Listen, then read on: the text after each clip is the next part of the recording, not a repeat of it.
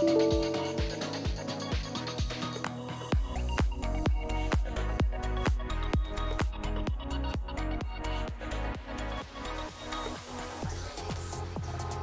well, I told you today was special. This coming in right now is a tease of something coming out really soon. And of course, it's a mystery track. Without spoiling too much, all I can say is that it is a brand new artist to the family, but by no means a new name to the scene. So place your predictions at hashtag COTW Radio and let us know what you think.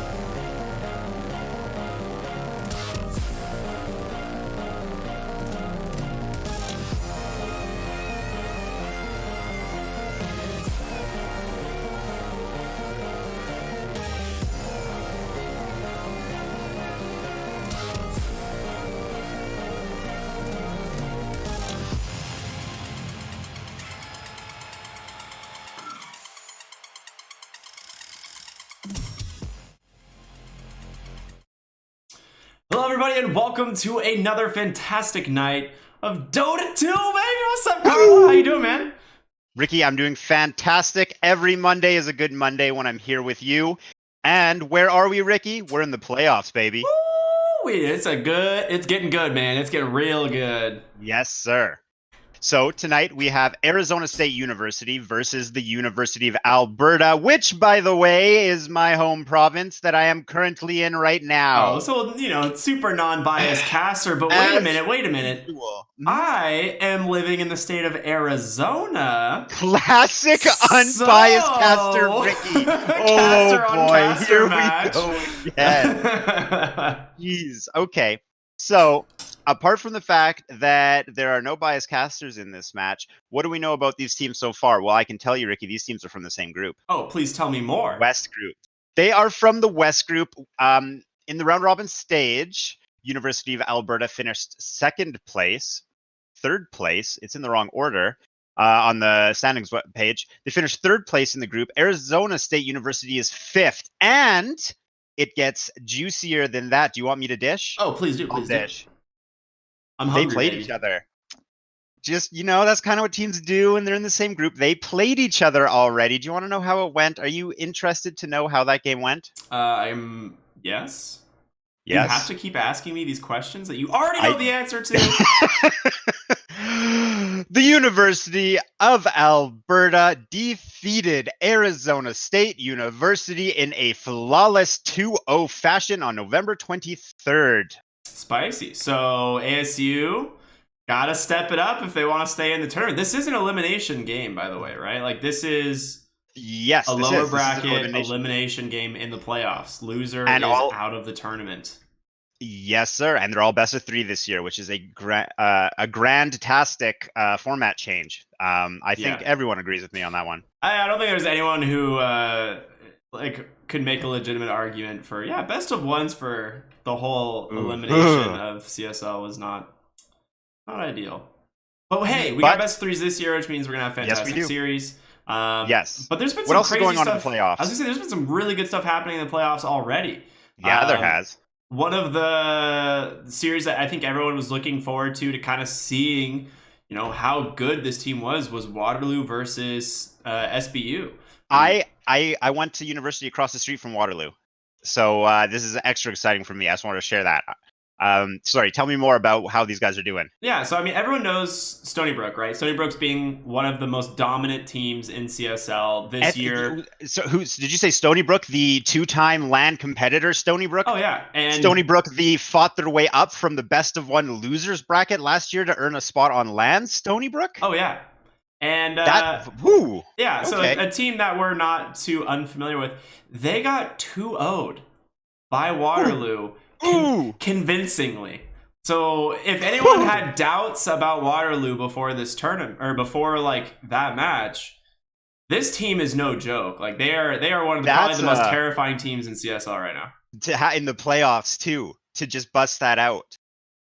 Oh my god, that's insane. They just baby. There's some other good ones, but I think that was probably the most notable. Really, definitely Waterloo going on to play UIC though, and that is gonna be the real test. Who are gonna be the top teams going into the LAN? Is that the most exciting game of the playoffs so far? Oh, it's gonna be a good one. Yeah, there's been quite a few actually insane matches already. I assume we're gonna have another one tonight. If anyone's interested actually in getting to know more about University of Waterloo, I recently interviewed them, so we'll be putting a feature out on this website soon about University of Waterloo. Did you know that until less than a week ago, they never met each other in person? Yeah, I heard that they were all pub players and they didn't even realize they went to the same school. Yeah, and they essentially, they're just a brand new team, and they just met each other last week, and they also just 2-0'd one of the best teams ever to play in the CSL in the playoffs. Keep your eyes out for these guys. They're no joke. Mm-hmm. Do your homework. But the task at hand, Ricky, ASU versus USA. Wait, what? USA? USA. USA. No. We're doing it, right? That's what it is? It is actually. It's caster versus caster and country versus country. Yeah. I guess it always would be. Okay, sure. Let's do it.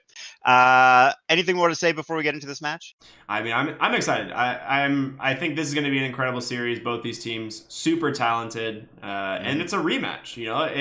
It's always fun to see these storylines kind of collide in CSL, and this one's no exception. Because this one, that last one was round robins. Who cares? It's just your score. You're still playing 7 games. University of Alberta is 2-0 on ASU. This is a chance for redemption. Yeah, it is. Or a chance to reinstate Alberta's dominance. Yeah. I guess we're about to find out. Yeah.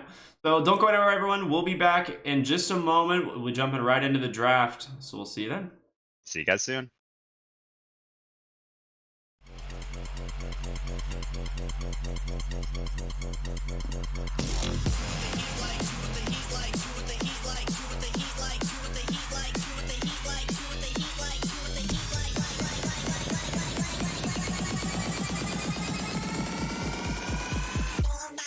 What the heat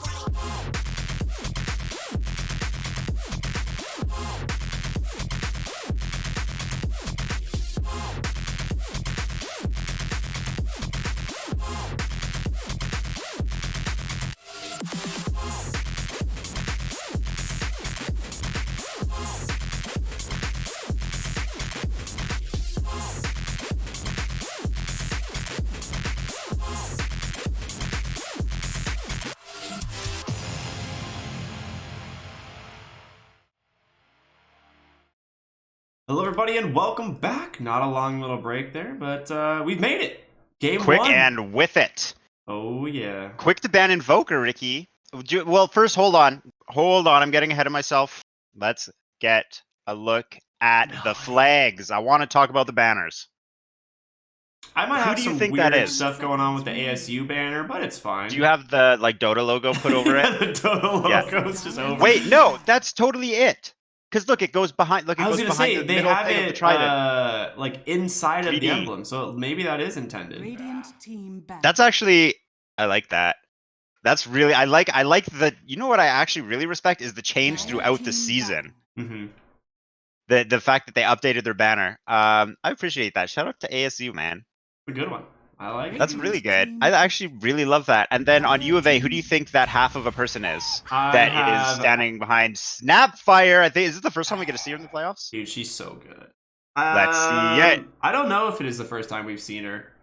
I wouldn't be surprised. I feel On like the CSL every team bans stream, this I hero believe out. it is. Yeah. Okay, so is that the captain of U of A? Maybe. Who knows? Maybe it's their old coach, or it could just be a random person that they saw on Google Images. It could just be a random person they saw on Google Images. Very interesting strategy with a banner from the University of Alberta. Yeah. Playing the mind games, ASC is gonna have to figure it out. So how do you respond to Snapfire, Ricky? Oh, well, I guess we're about to see. Right out the gate? Nyx and Clockwork are the only two heroes that really deal with Snapfire. Yeah, that just ruins Snapfire alt, doesn't it? Yeah, I think Snapfire is one of those heroes that she is so good, like unbelievably good, that if you don't actually have a way of canceling her ult, she just becomes still a really strong hero instead of a really strong and busted hero.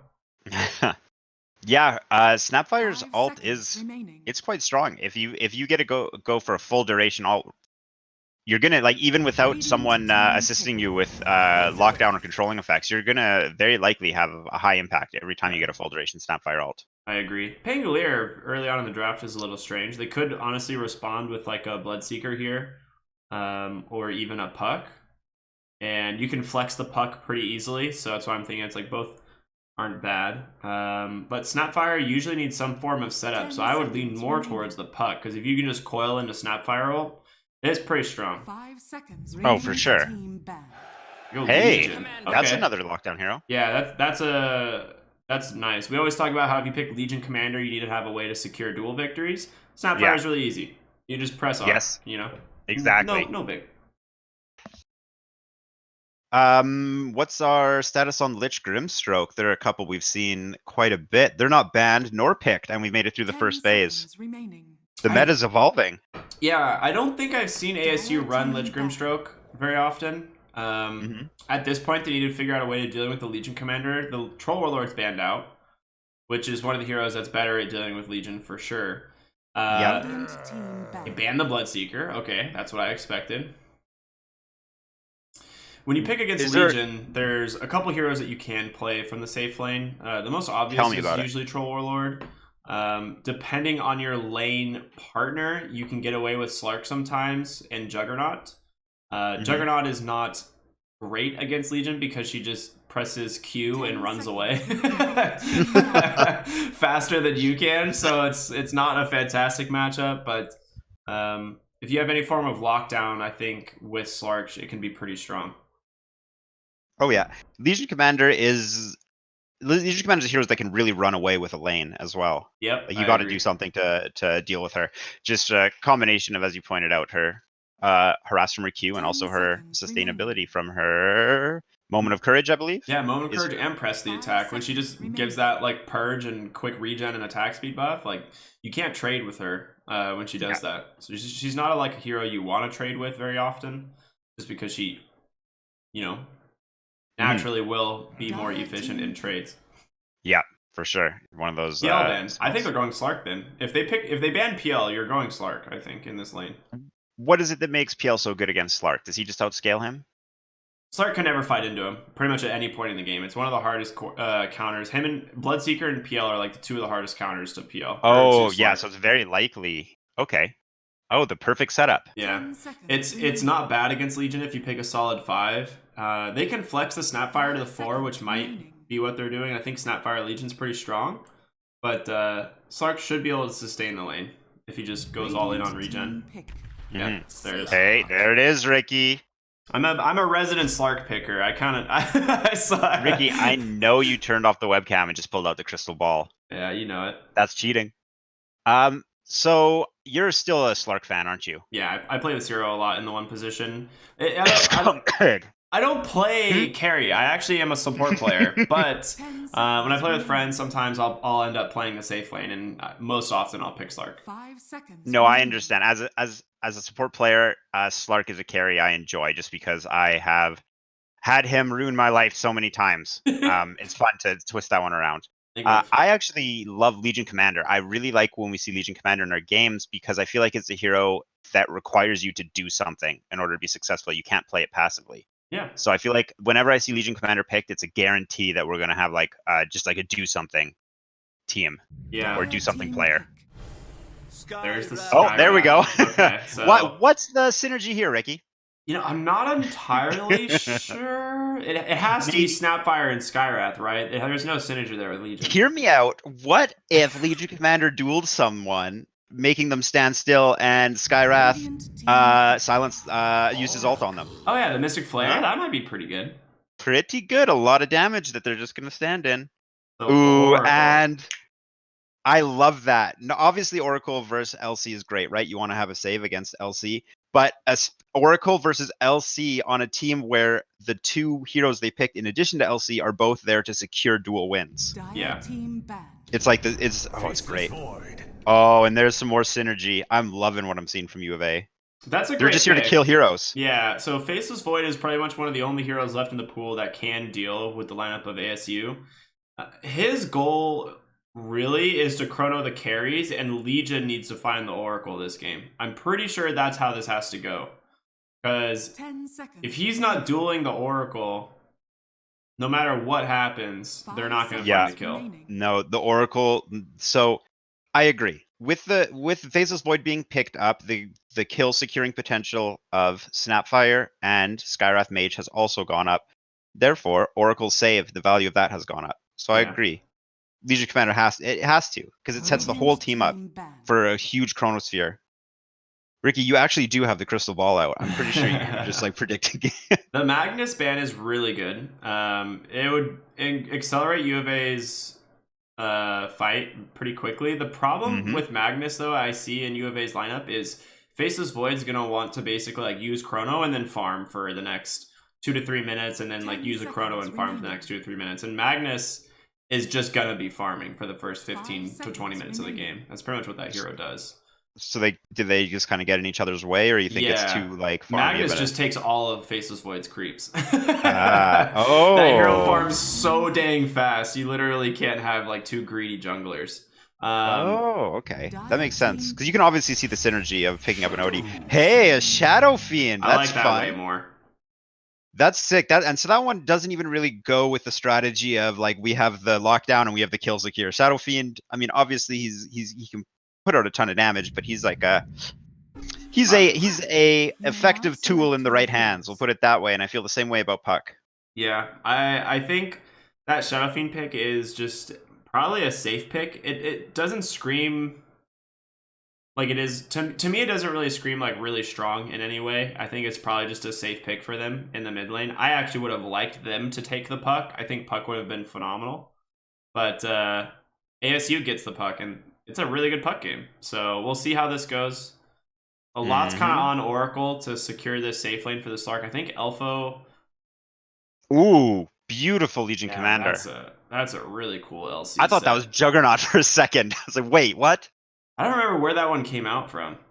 I don't know. By the way, I have a gripe with the mace Faceless Void is using.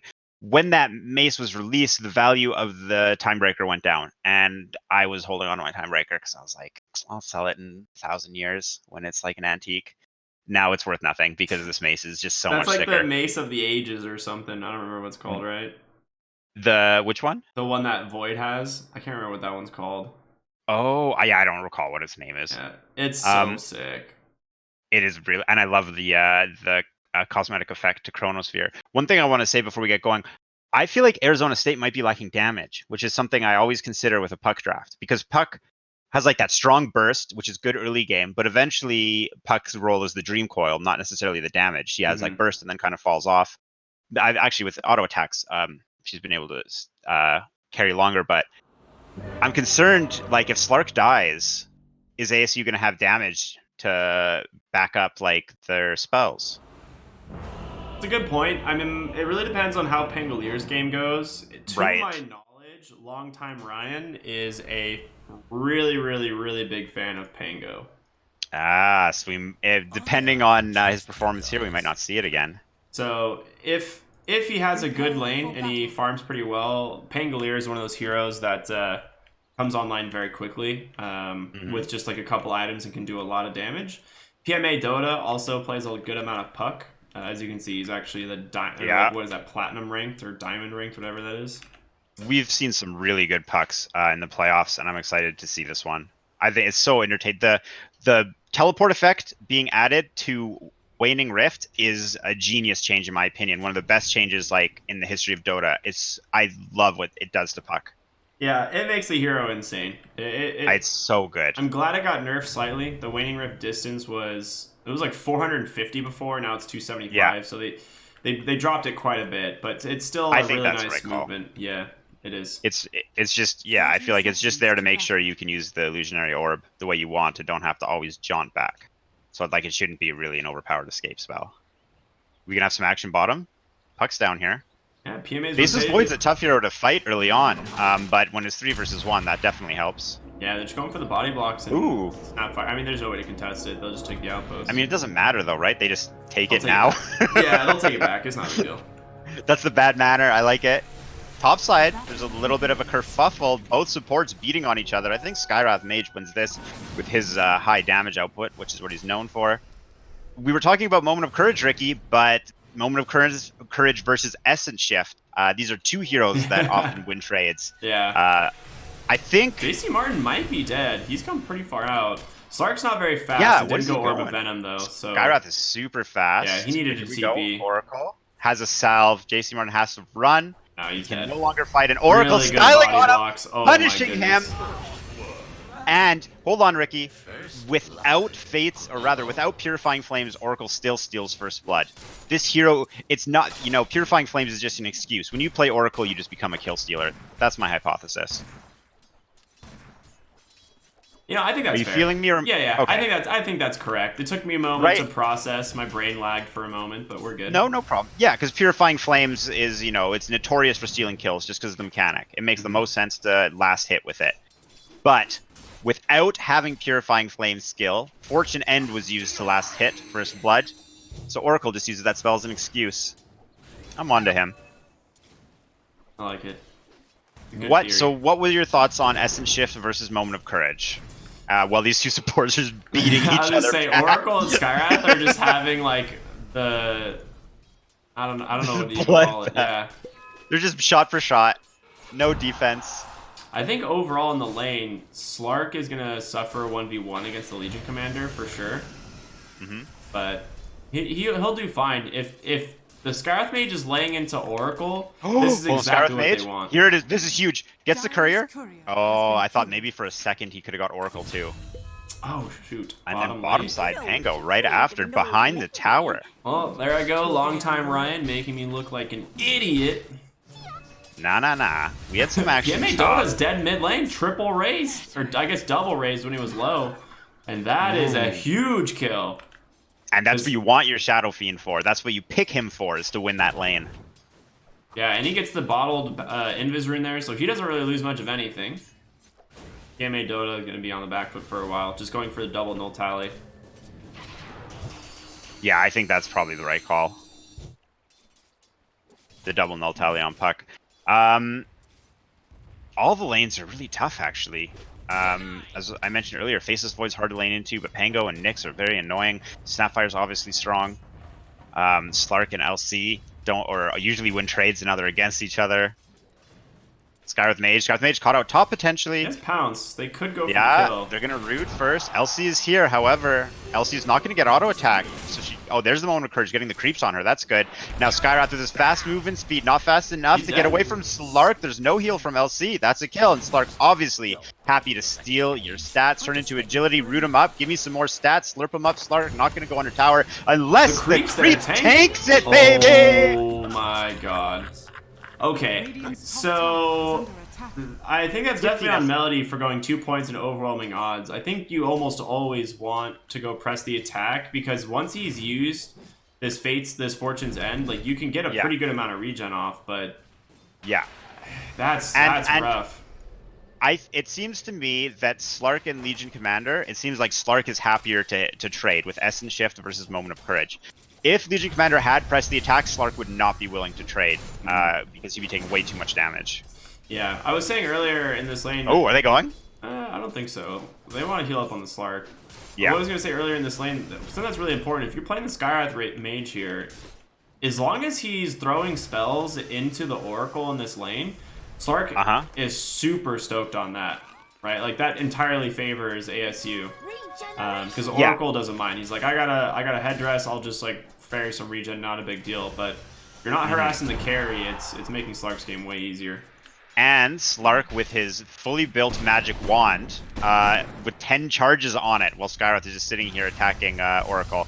Now he switched attention to Slark a little bit, but even more of a benefit. Slark has a lot of regen he has access to. Yeah, he actually queues up 2 cells, so I was going to say he needs to get the full health. Mid lane still favoring Ivern on this Shadow Fiend. 20-6 versus the 16-3. Still pretty even, but he does have that 1 kill. We got 5-minute bounties coming up soon too, so I think Dire should get both bottom, and with how the lane's positioned, I'd like to see Oracle just trail off and go for him. I think that's exactly what he's going to do. Yeah. How's the timing? He's going to take a bit of damage. There might be a competition. The root's not going to be enough. Oracle gets his top. Skywrath is not happy, but I don't think Skywrath has enough mana for a kill. He's just going to go for the harass. Yeah, we'll get courier has been killed. Actually, all 4. Did Puck get the other one? Wow, Puck actually went over the Radiance triangle and took the other one because Shadow Fiend was going for his triangle. Yes. So they get all 4 of the 5-minute bounty runes. That's a big deal.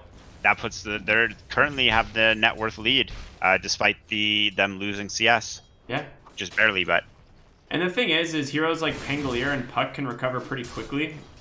Puck can just rotate to a lane and find a kill. Top lane, Slark. Oh, yeah. Yes, the shifts are stacking up. Press the attack, perfectly timed. Oracle taking a lot of damage from overwhelming odds, however. Yeah, he's got to hold the press the attack until he sees that Fortune's End come out. Mm-hmm. Slark's just back to his free lane again, though.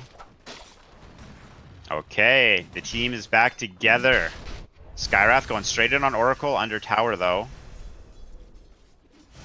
Level 5 on the Slark. I mean, this is really good. He's a full level in front of this Legion Commander, and here comes Puck. Gets an Invis rune, rotating top right. Yeah. There is a sentry in lane, so they will see him. Here he comes. They know he's there. The Dream Coil's out, walks right in. Double Waning Rift. Slark and Oracle team up to take down the Skywrath Mage. A huge overwhelming odds. LC wants to fight, but there's no way he wins this. Gives Puck a smack. Another to Slark, hoping for some procs on Moment of Courage. Not gonna happen. Melody's running, buying a little bit of time. And Puck with 2. Was that rotation worth it, Ricky? Oh, yeah. Very good rotation. Well done. Right back into lane. Eats a double raise. I was like, oh, we were just praising. He just walks up and takes 600 damage to the face. Ooh. He should be fine here. I don't think he might die if he follows that orb. Okay. Oh. Big snipe. Oh. Just faking it. Bottom Faceless Void. Are they going to go under tower for this? No, they are not. Time Dilation's so good against Pangolier. It's so frustrating to play against. He just swashbuckle, and then you just don't have an ability for the next, like, 20 seconds. Yep. Oh, man, that's actually tough. That just ruins his game. Wow, I love the Faceless Void pick. And he's just holding his own right now. Well, yeah, he's doing really good. Oh, my goodness. Top side, we have more action. Slark and Oracle teaming up. We have a pounce, and On That's the a backside, Shadow Dance, Fortune End comes baby. out. Shadow Dance, should he have held it? No, he shouldn't have. Nah. It was perfect. Doesn't Slark get the- is doing very well. Yeah, this top lane is going exceptionally well. A lot of it comes down to the level 1 and 2, really, in this lane.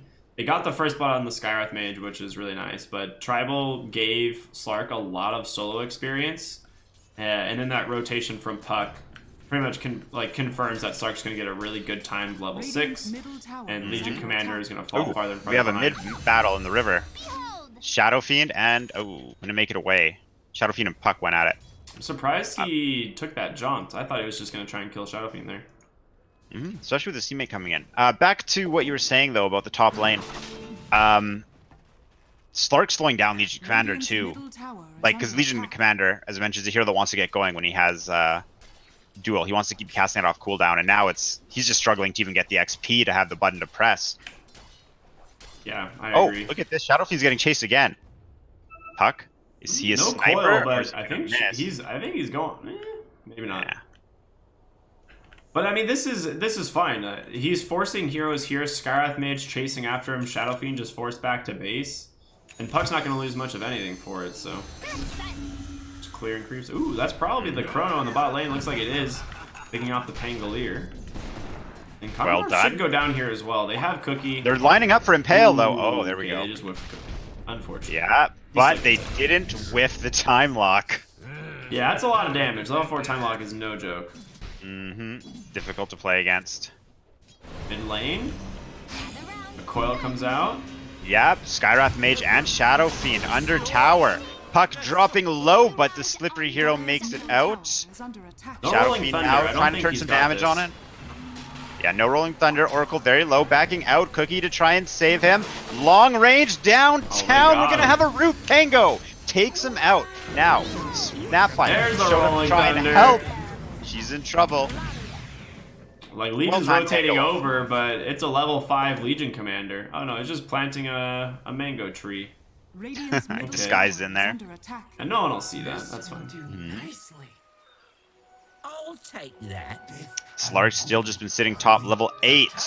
Legion Commander has picked up Duel, however, there's no assistance to win that right now. We need to have, there we go, book picked up on Skywrath Mage. Is that gonna be enough to get him to level 6? Gareth Mage? Maybe Where it's- is he at? He's just about to hit 5. Yeah, that'll get him to 6. Perfect. It's what? How much experience? 600, and Tome gives 700. Yep. Yeah, there we go. Okay. Mystic Flares, he heading to LC. He's gonna go bottom, actually. This Legion needs to start finding dual victories. Okay, we have a couple heroes here. 3 heroes from ASU coming bottom. We have a Snapfire Cookie going on Pango. Little do they know, Oracle's on the side. Oracle Yes, doesn't ult. have an ult yet. We're gonna root face this Void, put some damage on him. They're chasing him down. Skywrath Mage has made it. Rolling Thunder coming out again. This looks like an excellent time to use it, but Oracle going through a Mystic Flare is destroyed. The Vendetta, they Keeping got his him. eye on the prize. Pango and Nyx take him out under tower. Pango dropping low though. Disarm. Let's go from Ah, downtown. Does he have the He's regen? super dead. No, he's dead to that. Mortimer's kisses. You see Martin lives with 10 HP with an urn shard. The Cookie the other way. Sneaky. Shadow Fiend's being hunted in mid lane too. Oh, There's he a misses teleport the coil. coming in. Never mind. Urn. Yeah, he's dead. I was like, I thought the Shadow Fiend was about to die in the mid lane, but the Puck just whiffed the coil, so he's fine. Oh, Teleport never coming in. mind. Uh-oh. Wait a minute. Waning Rift. Oh. No! Lot of misspells there. Tip comes out. Oh no. Well, unfortunate for Iron's gonna get a DD at University of least. Alberta. But Oracle coming in, Puck on the Oh, side. that's a perf Shadow DD. Fiend's in trouble, dropping the ult. He gets popped. Oh yikes. Good rotation from Oracle. That really was. Oracle actually showing up there guarantees that kill. Otherwise, I don't know if Puck can actually get it. Slark Dual top, lane? dual top. Wait a minute. What is going on here? Slark does have Shadow Dance, misses the pounce. Legion Commander should be okay. Is there any rotation? Skywrath Mage looking for an opportunity. Does he go for it? He goes for it. LC not there though, with and without duel. Ping's coming out bottom lane. Here we go. Roll. Look at the. Oh, I thought I was gonna Rolling Thunder in.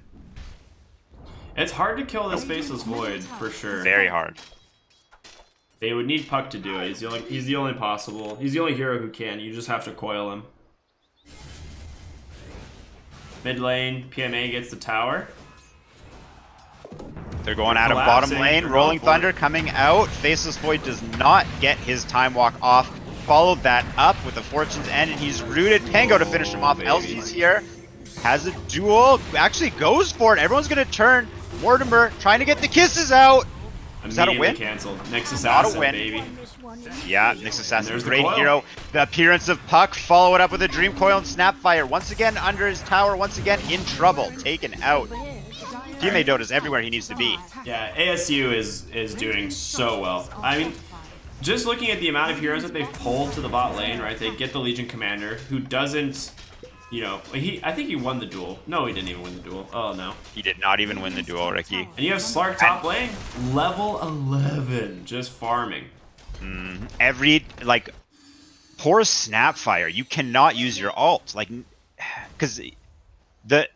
University of Alberta wants to lock down Oracle above anyone else, and so there's probably not going to be much attention given to the Nyx. And without Nyx being locked down, Mortimer's Kisses is like essentially unusable. Yeah, that's the thing. It's if you want to like first round the Snapfire, you pretty much have to expect the Nyx Assassin. There's really no way around it. And with the build nowadays is just this 404 build on Nyx. Like, he'll finish the Spike Carapace. 10-second cooldown, right, on Spike Carapace. Yeah. So you have such a tiny window to try and get your ultimate off if you're playing Snapfire, and it's just so unlikely to happen. Whoa! Hey, look at that. That is a humongous kill. Mid lane, Puck, unable to escape Skywrath Mage. That was almost 700 gold. Yeah, he had to just be way out of position. Caught. Oh, now Nyx and Oracle, I don't think they're actually in trouble. However, there is a presence from 3 Alberta heroes. Yeah, Shadow Fiend gets the mid tower too off of that kill, which is really nice. They can Yes, chrono. it is. I think they'd like to chrono this Pango into a Skywrath Mage ult, but because it was used in the mid lane, he's got to wait essentially. Mortimer Kisses now just however, cooling this down. could be the perfect setup. Faceless Void's thinking about it. He's looking for it. Where's the chrono? He pops it. Oracle's here though. Doesn't even get to it off. save him. Dude, that bash damage. It's magic damage now, right? Yeah, so it was actually amplified by the Ancient Seal. Oh man, and they I want was like, that did revenge. way more damage than it normally does. That's actually a crazy combo that Ancient Seal amplifies them. They know they're there. They're no! just stuck. Caught out. There we go. Shadow Fiend cancels this for sure, right? Oh, Shadow Fiend went in, Ricky. Wait a minute. They're in. Okay, we have Skywrath Mage taken out. Snapfire dropping low, but under tower. Snapfire has been taken out. It Okay, might cause an you know what? overextension for This Puck. isn't bad. Big ult coming out, destroying the Nyx. Shadow Fiend might be able to make it away. The Shadow Dance is used. When this ends Slark, he has to run, but he can't because he's taunted. Shadow Fiend taken out by the Puck. The win goes to Slark because the save on Oracle. Ricky, they lost only a Nyx. Oh no! That was down to the wire. Oh my god. Well, there we go. Slark left alone, level 13 with 20 Essence Shift charges and 10 charges of dual victory damage, which is infinite times more than Legion Commander currently has, sitting at 0. Oh man, dude, this Slark's game was going so well already, and he just wins a duel, and you're just like, This was okay. like, yeah, that this is feels like the really bad. lottery ticket game in Dota, where it's just like everything's going like incredibly right. Like you can't Double believe wrong. how right it's going. You know what's crazy too? Oracle missing the ult at the start of that set that up. That's true, Oracle actually. wouldn't have had it Pango with Slark. just dying allows Slark to not die in the duel. Yeah, and he gets the dual damage. Oh, bottom side again, caught out under tower. Skywrath Mage. Interesting. I didn't think they would ASU's commit duel or Ooh. commit Quell for that, but Ricky. that's a great return kill. that was 500 gold. Okay. And Slark? Slark just got baited really hard top. I saw him trading with the Faceless Void for a while. I guess Melody just ran up from the side and dueled him because there was no way he. I mean, I guess he just has no vision there, so I don't know what he's doing playing up that aggressive. Now look at how aggressive ASU is playing, constantly in Alberta's jungle. Yeah. And their ward vision too. They're here to fight. You definitely want to take this bottom half of the map for sure. It's a really important place to be if you're ASU. You get access to the Radiant Ancient Camp, which is a lot of gold. It's also really hard for Radiant to gank through here because you can just place a couple wards in the jungle and then, you know, you can't really reliably de-ward if you're the Radiant. There's so many different areas you have to drop sentries, so it's a pretty significant gold sink to try and reclaim that jungle. Yeah.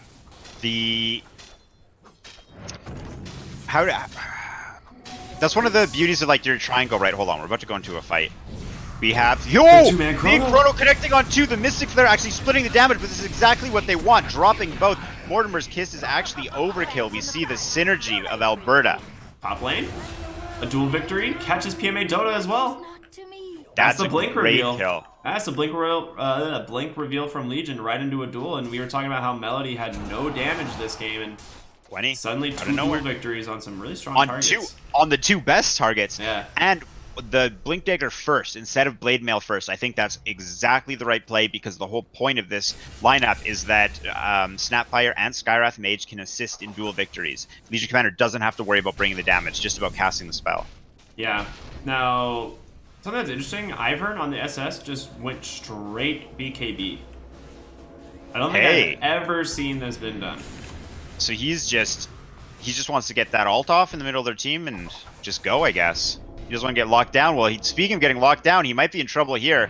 Unknowingly being watched by a Nyx. Well, ASU moves in, trying to surround Shadowfiend, knowing this is one of the best kills they can get. Now. Yeah. Rotations coming in. This is going to be the first 5-on-5 team fight. All 10 players in University of Alberta's jungle looking for the Nyx. Likely going to get caught out with the late sentry placement. Rolling Thunder potentially. I heard a Dream Coil on the bottom side. Faces Void caught out and taken out to start the fight.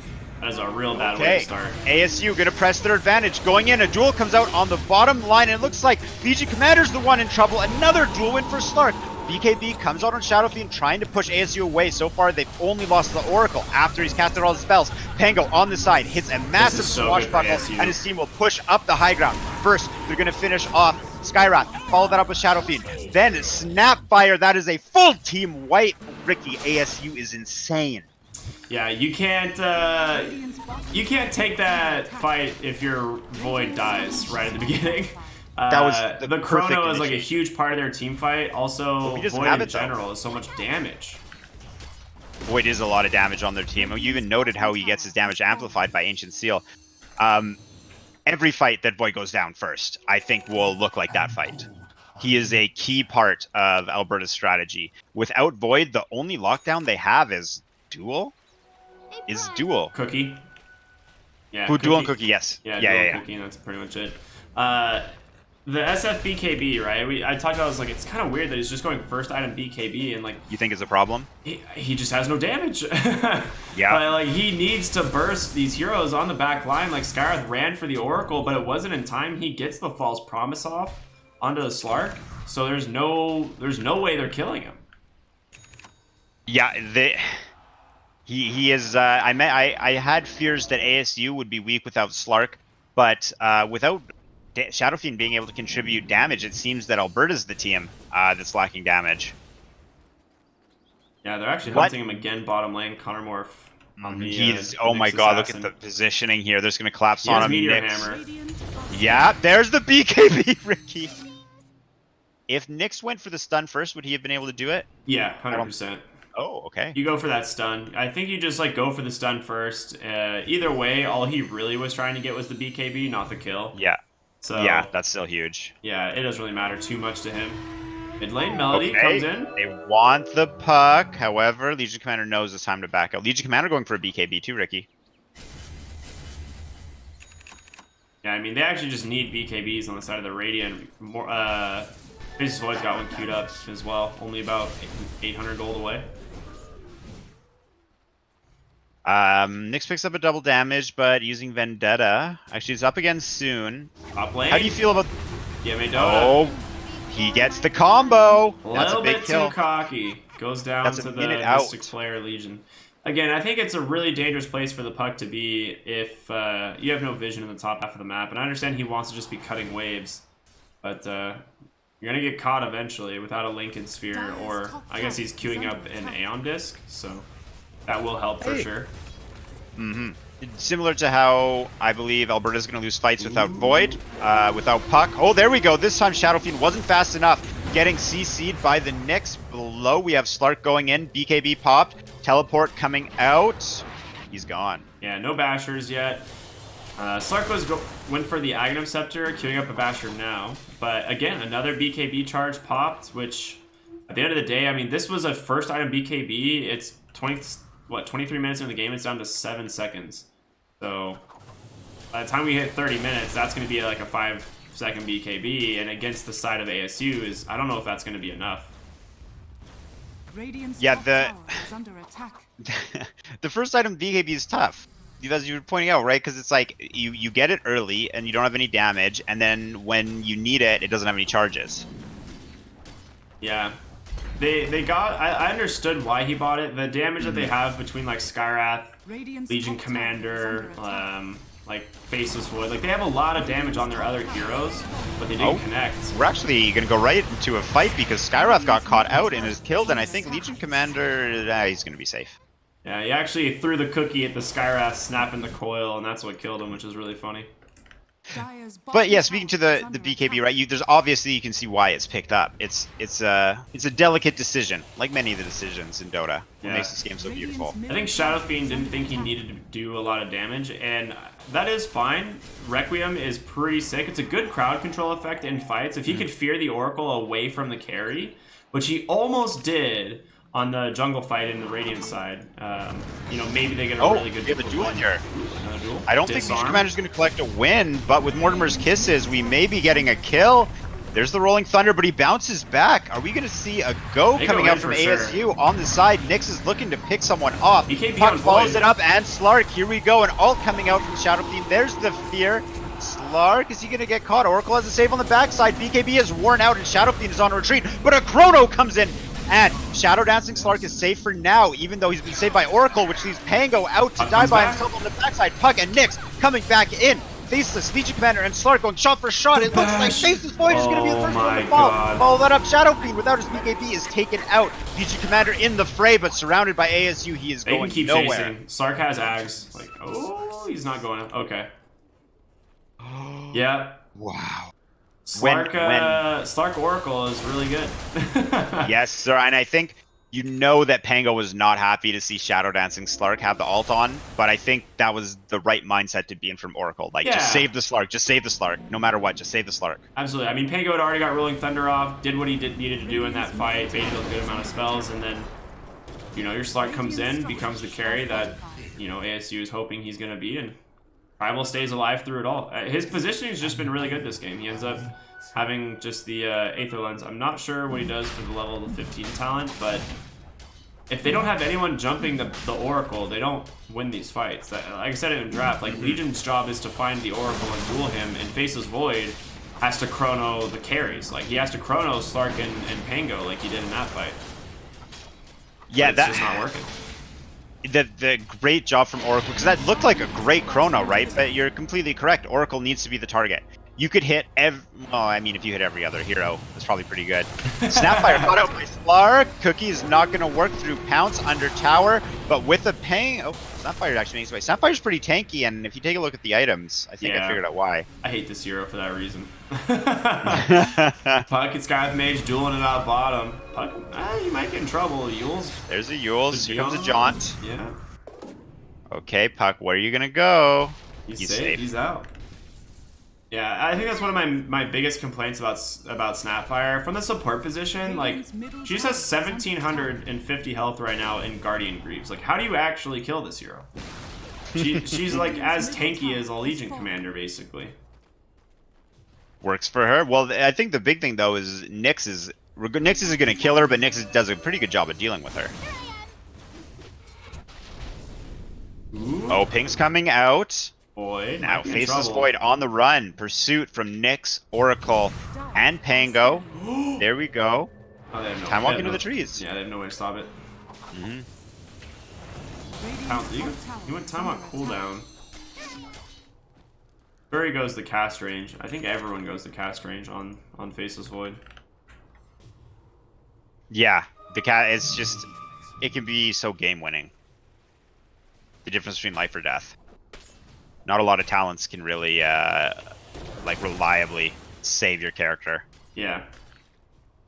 Up lane, circles being drawn. They're running in. I mean, look at the vision. The mid players reunited. ASU.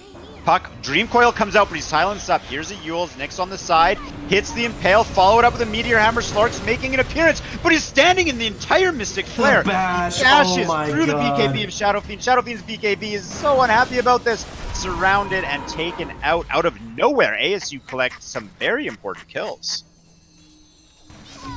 They're looking for more. Hey, I think. Oh, the Meteor Hammer tower damage. Wait, are we going to see ASU continue going on the high ground? Oh, They've caught out Skywrath Mage, Snapfire, and Faceless Void, the only heroes alive right now at the Tier 4 tower. Snapfire gets taken out by the entire ASU force. I think Faceless Void is done with this one. Yeah. I mean, like, if he's back, maybe he gets like a 5-man Chrono or something, and they set up with like Mortimer Kisses to try and to clean this up. But as soon as they get caught on the high ground there, and there's no Faceless Void, this game's over. I agree. What U of Alberta's key or chance to get back in this game has got to be catching that Oracle. Yeah. It also, well, they don't have damage outside of Skywrath Mage and Snapfire ults, so ASU feels really safe just being on the high ground. Now that they're respawning, they're gonna back off, kind of respect that strength. They smoke up on the side of Alberta, but I don't know if they actually catch anyone here. Although powerful, it feels like University of Alberta's strategy is a little one-dimensional. As you're pointing out, they really are struggling with damage, and unless they get their Dream Initiation, they can't really pull off their combo, whereas on the flip side, Arizona State University is able to adapt, and it's just consistently strong, not situationally strong. Yep. And they were hunting bottom, maybe seeing if they could find something, but it's one of those things where they don't see Oracle, right? Oracle is just staying hidden off the map, and that's something that's really important to do if you're playing a hero that is your only save, right? If Oracle's showing mid, they definitely just chrono the puck bottom. There's no question. They chrono the puck, go for the kill, but Oracle's not showing, so they can't, right? Like that's their... Yeah, that's their go Oracle's factor, I guess. And he's got like I love Aether Lens Glimmer. Not only does like Aether Lens work on all 4 of his spells, including his Glimmer. Hold on, we have a BKB pop for a courier kill, and down closer to the base, Chronosphere coming out. We're gonna catch the Slark and the Nyx. They need to get the Slark. BKB already on the Shadow. Aegis is used correct. There is still another save with the Oracle. Puck silenced up, running away. Slark going deep. He's caught. The Faceless Void, who is now silenced up, all the damage and the lockdown coming out. He's unable to get away and taken out. Shadow Fiend has been ditched by his team, allowing an opening. Puck up on the high ground, ports down to the low ground. Mystic Flare is used, and ASU cannot be stopped. There it is. Alberta acknowledges it. Ricky, good game has been called. ASU definitely had a good game. Yeah. I mean, in that fight, I will say that was like the fight where I saw Legion just commit and run after Oracle. He chased him all the way across the river, and you see what happens, right? They get the Chrono, and they get 2 good kills, but unfortunately, it's just Slark Aegis still available, and they turn the fight. ASU was doing an excellent job with 1 save, and with 2 saves, there's nothing they could do. But we did see Alberta pull out the right strategy, as you pointed out. I think that's if you're going to lose the first game of this best of 3, the way to lose it is, I think, the way University of Alberta lost it. They took a fight, and they essentially made a very clear attempt to do what they knew they needed to do, even though it wasn't enough. I think their mind is in the right place for going into a game 2 on a loss, which can be a difficult thing. Yeah, I agree. I don't think they necessarily played bad. It was just some hiccups in the laning stage, some missed targeting of some spells, and some big team fights. But overall, I think they should pick a slightly better draft. Like I said, the draft felt a little weird to me. More comfort picks as opposed to like having an organized plan. I agree. I agree completely. But the Shadow Fiend was the only thing I was just. It was weird. I love that. I love the Shadow Fiend, honestly. I completely understand what you're saying. For me. But yeah, it was exactly it. 4 heroes with a clear strategy, and then Shadow Fiend, which I gotta respect. But yeah, so game 2 is gonna be coming up soon. Yes, it is. Right. Well, So let's cut to our break. I completely lost track of what I was going to say. it's all fine. Don't even worry about it. Let's go. Game 2. Game number 2. We'll be back in just a short little break, everyone. So stay tuned. See you guys soon.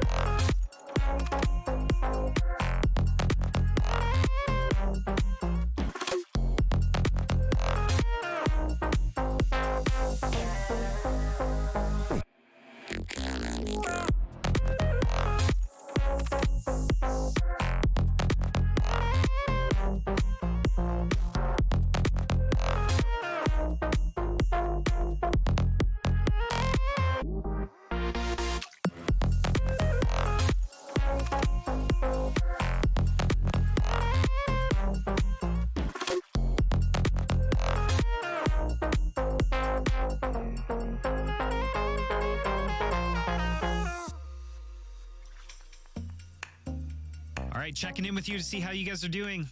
We good? Good.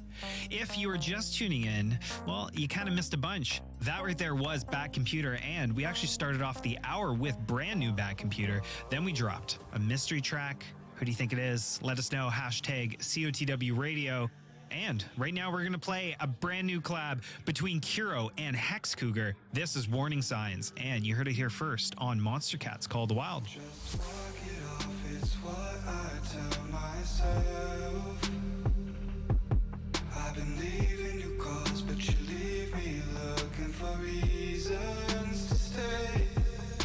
I run through memories thinking it might help, but the more I look into your eyes, I see something else. 'Cause I see the warning signs, and they make me turn at night to think that you go out without me here by your side. Now I see the warning signs. You should know I'm not the type to keep falling victim to your beauty and your lies. Now I see the warning signs.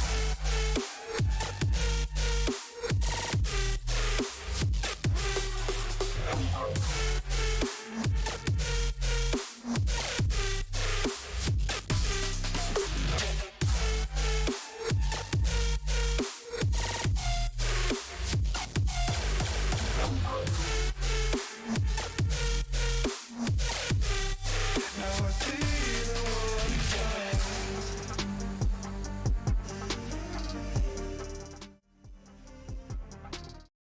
Hello, everyone, and welcome back. Hope you enjoyed that sweet little break. How you doing, Carl? We're back. We're back and we're in game 2. Yes, we are. We're just going right into it, one to the next. Now, Why one keep thing them that's waiting? different between game 1 and 2 is that Snapfire is banned rather than picked. Dire team back. Even with, I think, a good performance from Nyx, Snapfire is still respected enough to be Radiant taken out team of the back. game. Yeah, I mean, Part of that, I heroes are believe, nuts, is- man. Well, you pointed out the Guardian Greaves, right? Those were crazy. Rubik also first phase banned. What's up with that? Maybe, I mean, we'll see in a moment. They could be like opening up with some really good heroes that Rubik steals spells 10 from. seconds Could be why. remaining. Like, maybe that's the idea. Yeah. Who were some of 5 your seconds favorites? I know like Earthshaker is a very commonly loved opponent for Rubik because Fisher is great without a cast point. Exactly. Yeah, Fissure from Shaker is always good. I think right now, pretty much anything Dire team pick. bad and wait, what the heck? Yeah, I don't know, man. There's Rubik's just seems to be like in a really good spot. Not only does he always have like usually good spells to take from, but Radiant team pick. he's really strong in lane. Oh. There you go. That'll That's do a it. hero I love. That's One a of good my one favorite to heroes. remove Rubik from. Stealing Yeah. Spear or Arena on him is insane. Yeah, and that now the Rubik ban makes sense. Mars is, I think, such a fun hero to watch. We praised him last 10 week, seconds remaining. and I won't do it again too much this week. But I think he's just a very interesting 5 hero. He's fun to seconds watch. I'm always remaining. happy to have him in my game. Yeah. I'm not sure if people know this, but you can toggle the Bulwark so Rubik steals Bulwark after every spell. Oh, So a lot of people are still getting used to it, but it's similar to like Tidehunter where you like Ravage and immediately Anchor Smash. Yeah. You don't lose Ravage. You can do Yeah. the same thing with Mars. You just like press R and immediately toggle Bulwark and you can't steal it. yeah, Medusa. Medusa can't do that anymore, can she? With No. Split Shot. Nope. Oh my god. I was gonna say that was one that I hated because there was like no visual notification. You just went for the spell steal and just prayed you got Stone Gaze instead of Split Shot. Radiant team pick. Dire team. Hey, there's what we talked about last time. Lich Grips, that's the combo. Yep, you were right. You talked about it. Really strong. That is something we see. So my concern here, if I may say, is that we discussed University of Alberta going for comfort picks over trying to execute a strategy. How do you feel Grimstroke Lich fits into the 10 comfort picks seconds versus remaining. like set strategy draft? So Lich Grimstroke is 5 one of those seconds combos remaining. that I think will always be really strong. Gives you a lot of damage out of the supports, but one of the things that is really interesting about it is you do kind of suffer like, a lot. I would say a lot of times it's picked because your team is either going to be like farming or lacking damage. Honestly, Yeah. You try to think of like heroes that combo with it. Doom's just kind of fallen out of favor. I think the hero is not as strong as it I'm used over to be, him. but he's still really good in the Lich Grim combo. Yeah. Trying to get the Soulbind Double Doom. Pangolier also fantastic with Grimstroke. Heroes like Pugna are really good with Grimstroke. Yeah. There's a lot of Oh options. yeah. There's still a lot of good stuff, but Chain Frost being probably one of the best combinations. Yeah. We'll see. ASU, the fact that Mars is banned, obviously they would have liked to go Snapfire here, but they take the puck pretty much right away. So PMA Dota. I'm happy to see that again. Yeah, round 2 on his puck. He played really well on it. Exactly. He played the majority of his game was really good. The few mistakes he made, I believe, were just getting caught out. He had like 2, maybe 3 silly deaths I think he could have avoided. And going from game 1 puck to game 2 puck, I think we're going to see an immediate improvement on like his game sense regarding getting caught out in silly situations. I think we're still going to see the effective puck player, and I think we're going to see less mistakes made from him now that he's warmed up. 10 seconds remaining. Yeah, hopefully, right? The one thing they do, we were talking about, right? They banned the Doom. You pretty much have to, right? It's one of those things where you're just like, we can't give it to them. We can't give them the Lich Grim Doom. It's just too good. Nobody wants to play against it. Yeah.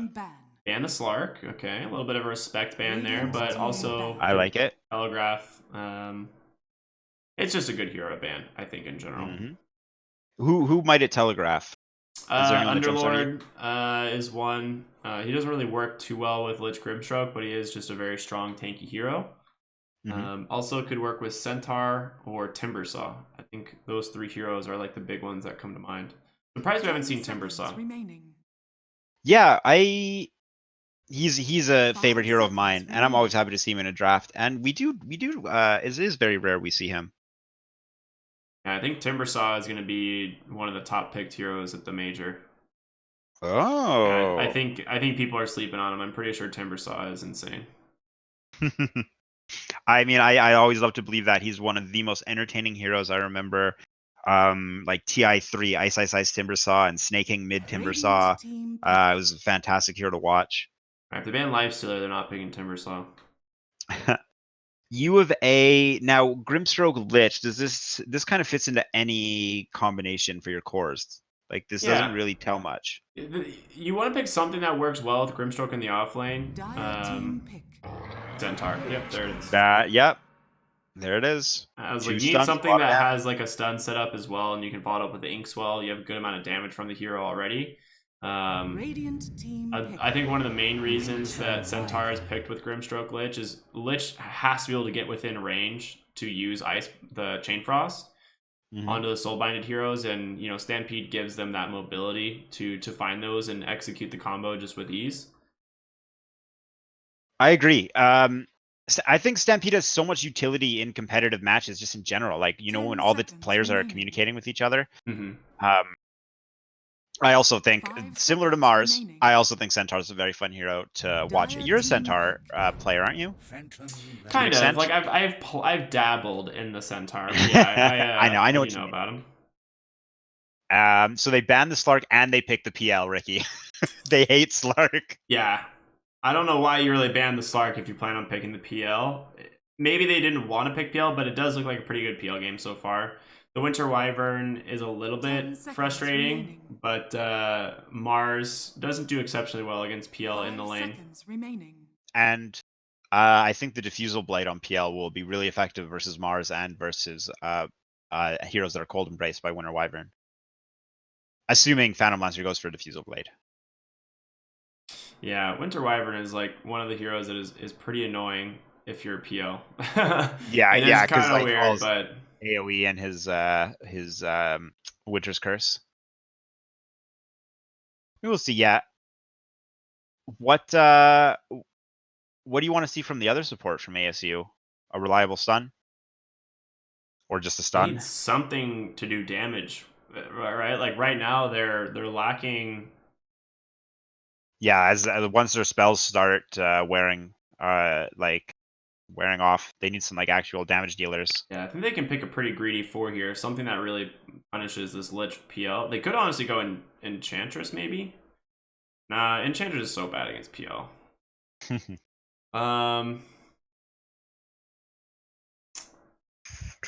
What 4s are in Dota 2? Oh, well, here we go. Okay, well, Troll Warlord. Interesting. Okay, now why do you think they want the Troll Warlord so bad? I mean, you need to pick something that can still beat Centaur in lane. Troll, I think, is one of the only heroes left. Yeah. It's not good against PL, is the problem. It's pretty bad against PL. So, And Troll will build a BKB, though, too, against the supports. 10 yeah. seconds remaining. Centaur likely to just go Halberd after his first item. PL 5 never builds seconds Halberd. remaining. Grimstroke Lich don't really want to build Halberd either. So, for the most, or I guess PL could just go Evasion. But either way, it's one of those things where you kind of have to be able to deal with Troll Warlord's ult. And right now, there's not a great way of dealing with it. So, we'll see. Yeah, we need a PL answer. Leshrac just got taken out. What's the PL answer here? 10 seconds remaining. I mean, they And banned what's- Leshrac. Yeah, that's going to be the only other hero that was, I think, good enough to deal with them. And what is ASU looking to ban, do you think?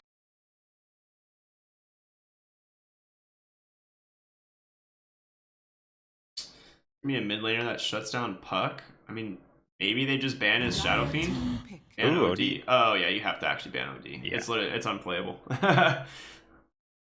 Okay, so now Radiant team PL pick. counter, DP. That's good. That's a solid pick. I think this hero is just really strong in general, and it's not like a heavy counter to PL because he's always going to build Manta, but it is a very tanky hero, a lot of physical damage, and it's team fight, and that's what Arizona is playing around, is this team fight. Yeah, now DP is going to struggle with Stamp. Well, I guess DP gets the haste on her 10 alt seconds remaining. eventually, but Stampede disengage seems great. Mars is definitely going to have to hit some important Ring of Bloods. Actually, you know what? Ring of Blood and Dream Coil? Stampede is not looking as effective as I thought. Yeah. Not a great Stampede game. The other thing too is, if it's not obvious, this is a 4-position Puck now, right? So that's what we're seeing. It's going to be PMA Dota mid on the Death Prophet. I've seen people side lane the Prophet, but you can't side lane it this game. Like, you're not going to put Troll Warlord mid. I don't think they would put Troll Warlord mid and then side lane the Prophet. Either way, it's going to be a support Puck. Yeah, no, I agree. Do you think Arizona State is lacking? They're not necessarily lacking lockdown, but they are kind of lacking stun. Do you think that's going to be a problem? Like, there's Ring of Blood, Dream Coil, Winter's Curse, there's a Silence, there's Slow from Troll, but no, like, just stuns. And we're going to last pick, Viper. Choose your hero. Interesting. Okay, I mean, that Viper pick's really good. That's going to make Troll's game very difficult also. I think Mars is going to Yeah, find Mars that is annoying. just struggles with this really badly. And Puck obviously doesn't like that Viper has his tankiness. I kind of like U of A's draft. It seems very scary to fight. Like, all 5, like, looking at it as Lich, Grimstroke as one hero, Centaur, PL, and Viper is a very difficult lineup to fight into. That being said, ASU did very well with the Puck draft last game, and that's pretty much exactly what they're doing again this game. Yeah, that's a good point. But I also think that Troll Warlord's BKB timing is going to be really important, because I think he's going to struggle when his BKB is done with. It's going to be difficult for him to get in on that team. Mm-hmm. One of the things that I think this game comes down to is really just how PL farms and how Viper farms. I don't think Centaur really needs much of anything in this lane. He's not really going to get a lot against Troll Warlord. But I think PL and Viper should both have pretty solid lanes, and if they do, I don't really see ASU being able to shut down this aggression. Yes. Yeah, actually, well said. Well, going into game 2, Prepare for University of battle. Alberta versus Arizona State University. ASU is up 1. University of Alberta on the back foot, looking at elimination or game 3. A pickle, a dilly of a pickle to be in. Do you have any thoughts on what a team that wins their first game in a best of 3 should do during their quick break between the second game? Should they celebrate? Should they stay focused? Yeah, you got to stay focused. You really have to just start thinking about what your plan for the next game is. Because you know that's what the other team's doing. Yeah, they got a good warp bottom lane. So Cottermorph on the puck, and Orion will be playing the Mars. DP's drawn a line. He's coming bottom to help out. Rotation in. Yell went for Spirit Lance one. They will see it used. Puck should be able to jaunt out. Puck's It'll be taking a fine. ton of damage. Yeah, Spirit Siphons, here it comes. Yeah, Ooh, now they want to put some damage. Spear. They needed that spear to hit. Yeah, that's unfortunate for them. A lot of damage though from PL. Top lane, Arctic Burn just being such an incredibly strong ability. They won't be Yeah, able to great get against these multiple runes, targets. no problem though. Is that going to be 2 for 2? Yeah. Yes, it is. All right, puck sitting bottom lane with 1 tango remaining. Nice. Oh, Ricky, I remember what I was going to say before we went to the break. ASU won all 3 lanes last game. However, when U of A collected 4 bounty runes, they actually took the gold lead back, which I thought was actually really interesting how that worked out. Puck took more damage bottom. Yeah, Luckily, he's got 3 tangos coming out on the courier. Ooh, a nice spear on the Lich. That's a ton of unnecessary damage. You can't afford to do that. Top lane, Winter Wyvern, just being Winter Wyvern. Very, very good to fight at the rune on Winter Wyvern, because then you come right back into lane and your Arctic Burn's off cooldown. You can use it again. Yep.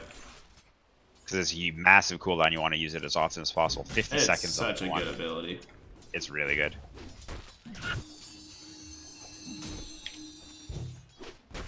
Anything to know about DP versus Viper? I mean, DP should be able to farm not too bad. I can't imagine this is like a super bad lane. Viper, I think when he gets level 3, has quite a bit of damage from Poison Tag. It literally doubles the damage.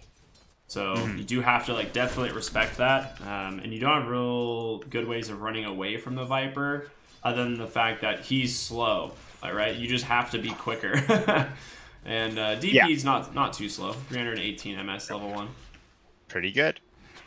There's a lot of aggression coming up bottom lane. Currently, Lich might be in trouble. Uses the Frost Armor, but now Puck being chased away. That actually started with a missed spear, unfortunately. If that spear connected, it would have been a kill. Ryan, missing spears, buddy. This is one of those... Mars is a good hero, but like many heroes with skill shots, you have to connect with it to be effective. Goes right in. It's a Mango. Thought we were going to have a fight break out bottom. I'm concerned about Puck bottom. I think he might be staying too long. Uh-oh, is he in trouble? Lich putting some damage on him. There's not a lot of mana on PL, and his only real damage is going to be the Frost Blasts right now of the Lich. So as long as he zones himself away from PL, he should be fine. He's probably just Top going side. to walk base. Quite a bit of damage. Almost every spell used here. Grimstroke chase under tower. Centaur turns it around with a stomp. We're going right back to laning. I mean, right now, CS-wise, it's pretty darn even. DP mid! Oh! He just stayed to farm. He turned around. He wanted that one last CS. He wanted the one last CS. And Viper just hit him. Wait, he just says whoops? Like, what the heck? He just turned around. And Viper was just... Oh man, it was honestly like the lamest first blood. He just hit him. Okay, he's dead. Alright. Well, clearly misplays by PMA coming out. Ivern's super happy on that, though. I mean, Oh yeah. that's a huge turn in momentum for his lane. He's got a bunch of items coming out on Courier as well. do you consider Viper a snowball hero? Not really. Not anymore. Not as much as he used to be. The changes to this hero has made him less of a snowball hero, right? Another toxin, no longer stacking and stuff like that. Grimstroke misclicked, and unfortunately there was no connection of the Stroke of Fate on the Who Stomped Troll. Yeah, they don't. Well, they don't go for like Inkswell in this lane because it's unlikely that he even gets a Hoof Stomp, which I do think going for the 2 points in Stroke of Fate is just better for harassment.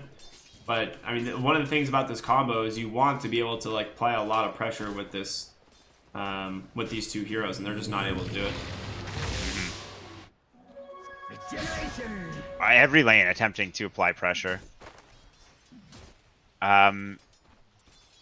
What we got any more skill shots to keep an eye on? Because we have obviously the Spear of Mars, and we have the Stroke of Fate for Grimstroke.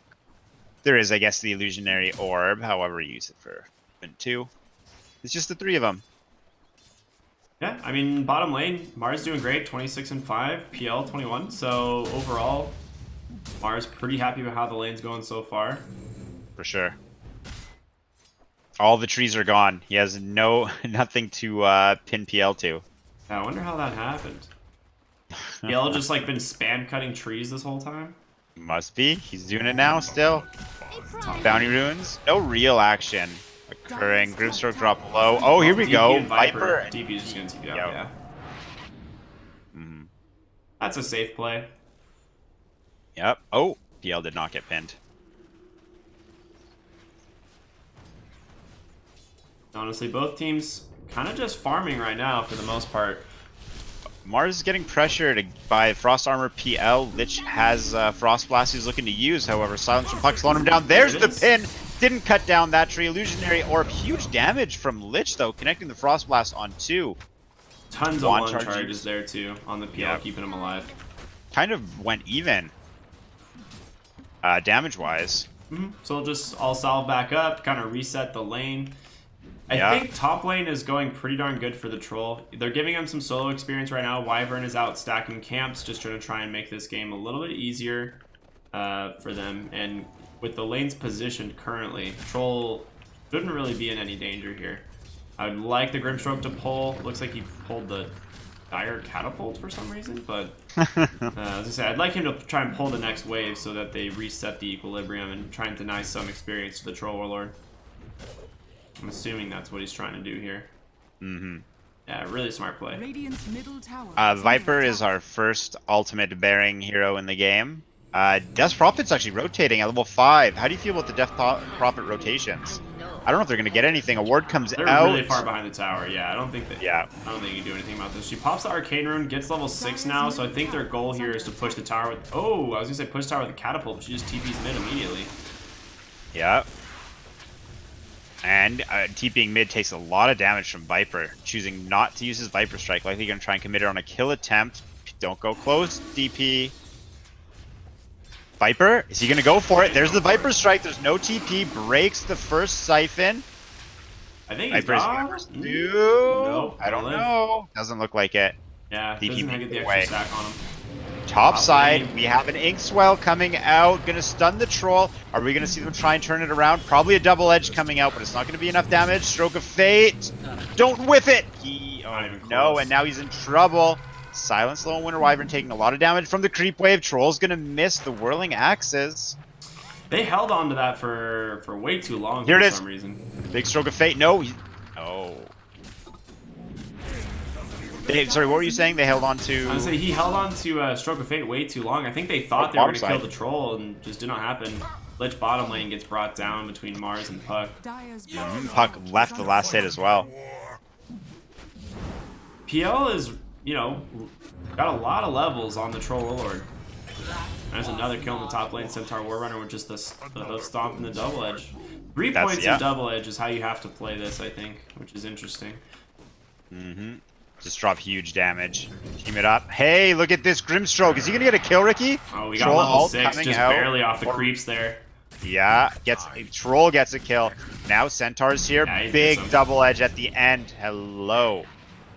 Worth the trade. So it's funny, those creeps dying gives Troll his level 6, so he just immediately battle trances, kills Yep. Grimstroke, but loses his life for it. So overall, really good rotation from the Grimstroke to find that. And ASU are kind of starting to fall behind in the lanes. Really, it's like gold-wise, they have a slight gold advantage, but mid lane, I think Ivern wins this trade. He pops the Exorcism, he's in, and Ivern, he's got him. Ooh, Ricky! You can't do that. You cannot man up on Viper like that. Man, oh man, that's tough. And when he comes back to life, he's gonna have 120 seconds left. Stampede coming out. There's some action top. No Big ink battle trance swell. either. Yeah, they're going right back in on Troll. Double edge. He's holding double edge. Yeah, he's got I think he might need stacks. 2 to finish him off. He wants to get a last hit with it. Fate coming Okay, once well again. Mars is here now. What are they gonna do? Centaur, he has not very much mana.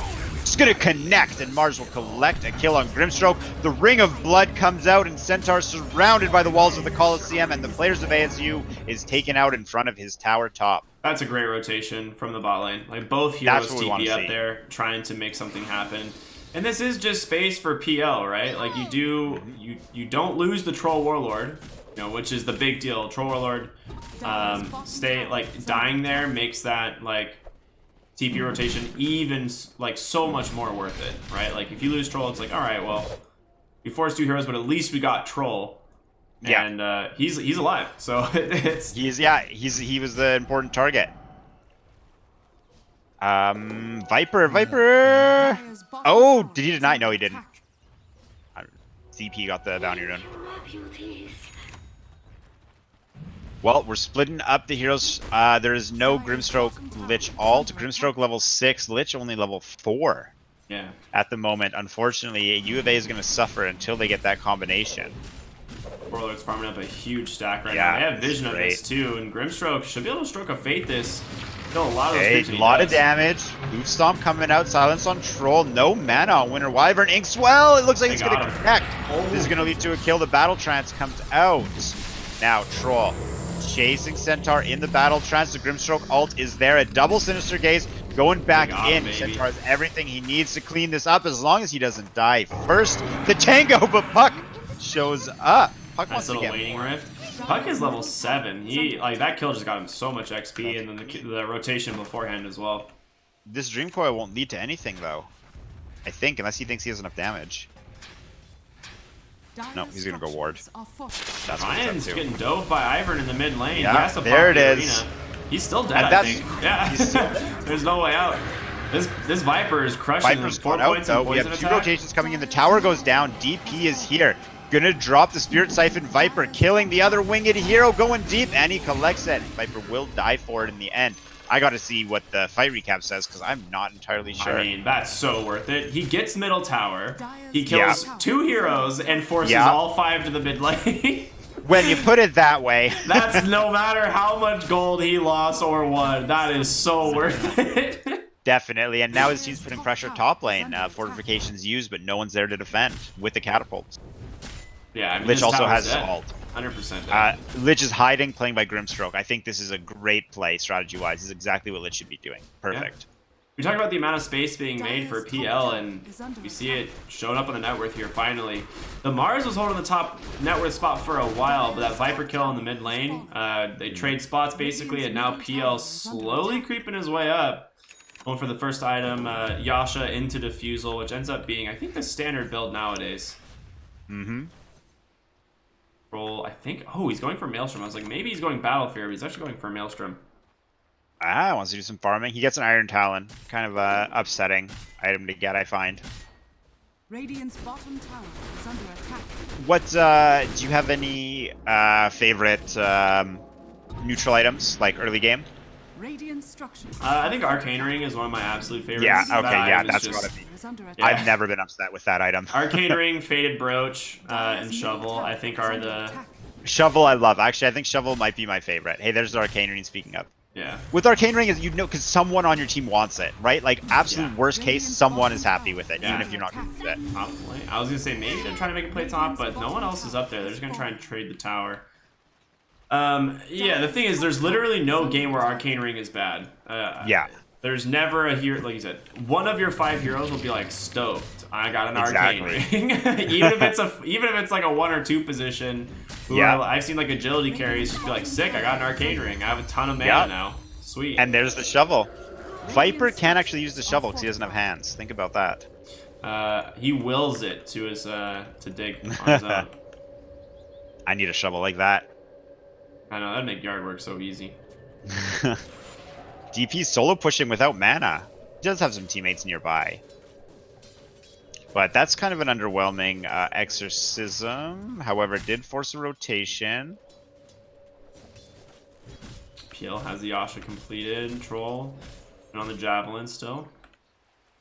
Mars going for a first item Vlad's. I think that's what we see a lot of times, just Vlad's into Blink Dagger. Mars has been found. Mars has been silenced. He's about to go invisible, though, potentially. No, DP wants that. Yeah, Mars is going to keep going. Ivern's so farmed on this Viper. Going for a Maelstrom. The thing that's interesting about Viper is there's a lot of different builds you can go on this hero nowadays, and I think this Maelstrom build is becoming so much more popular. Yeah, I like Maelstrom as an item. I think it's fun, it makes sense, it helps you farm. It does technically help you fight. It's a good item.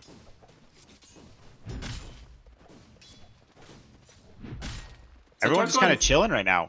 Yeah, I think ASU 15 minutes has to do something. I think that the pressure is on ASU to try and make a play here, because I look at the late game lineup here and I do not think this Troll Warlord is going to be able to stand up against. Is DP in trouble top? We're going to see a Dream Coil come out after DP gets initiated on. The nice Stampede to break it, but a Winter's Curse buying DP time. No, I agree with all the alts up. I think someone should make a move, and if you have the Grimstroke Lich, you're at least in a position to push and force the team to rotate into your Grimstroke Lich combo. Yeah, this PL. The thing is, I'm just really worried for how. And there he gets the Aquila, probably one of the best items you can get on PL. So I'm worried that this PL is just gonna just take off. He even gets a Pupil's Gift. That's going to go on Viper honestly. For sure. Yeah. Unless they have Nether Shawl, he definitely takes it. Really good items, actually. Being picked up, or neutral items. Yeah, I'm sure Troll will take that Vambrace. Yeah, he's got it queued up. GMA Dota with the Ocean Heart. Swaps that one out. Where's he going? I really like Ocean Heart. I think it's fun. Oh, he's going for the Ironwood tree instead, just trading the regen for one more stat. Nice. Ooh, an Aquila. I think... Okay, maybe not. I was going to say, I think DP's actually fine with Aquila, but... We're going to have a fight here. Smoke is popped on center, who's going to walk right in and get silenced. Not who stomped, not what he expected. But on the backside, Grimstroke Lich combo wants to move up, wants to hit their combo off. Ring of Blood does catch Centaur. Centaur held up. There's the combo we want to see. There's what we want to see. The Ring of Blood being filled with the blood of ASU as Grimstroke Lich unleashed the double chain frost. Trying to top it off with the cherry on the cake. Death Prophet on the backside. Viper's finally protected by Winter Wyvern. Viper, the supports are just devastating. Now, Viper has shown up. The supports have done their job and they're taking out DP, going in with an exorcism. But the alley-oop, Grimstroke from the backside. Oh no, he went in with so little health and just got immediately... Oh no, Grimstroke's caught now and taken out. What a wild... Well, we got to see the combo, Ricky, and because of the combo, that fight definitely went in favor regarding gold for University of Alberta. Yeah, definitely. I mean, it was a good fight. They did force the Viper away finally, so this is like one of the first times he hasn't been just jungling and finding farm around the map. Pro Warlord is now staying with PL, very close. The Maelstrom obviously helps with that a lot. You either go Maelstrom or Battle Fury, right, against PL. You pretty much have to. You need something to help you hit creeps. Yeah. The arenas this game have been pretty solid.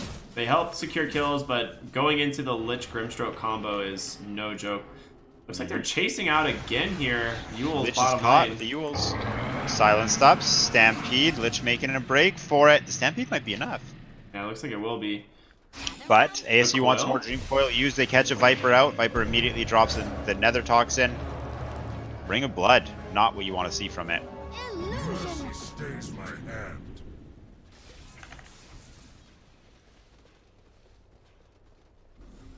Okay, and then ASU's just gonna back right on out. Yeah, they want to get the outpost. That's what they've been playing bottom for here this whole time, right?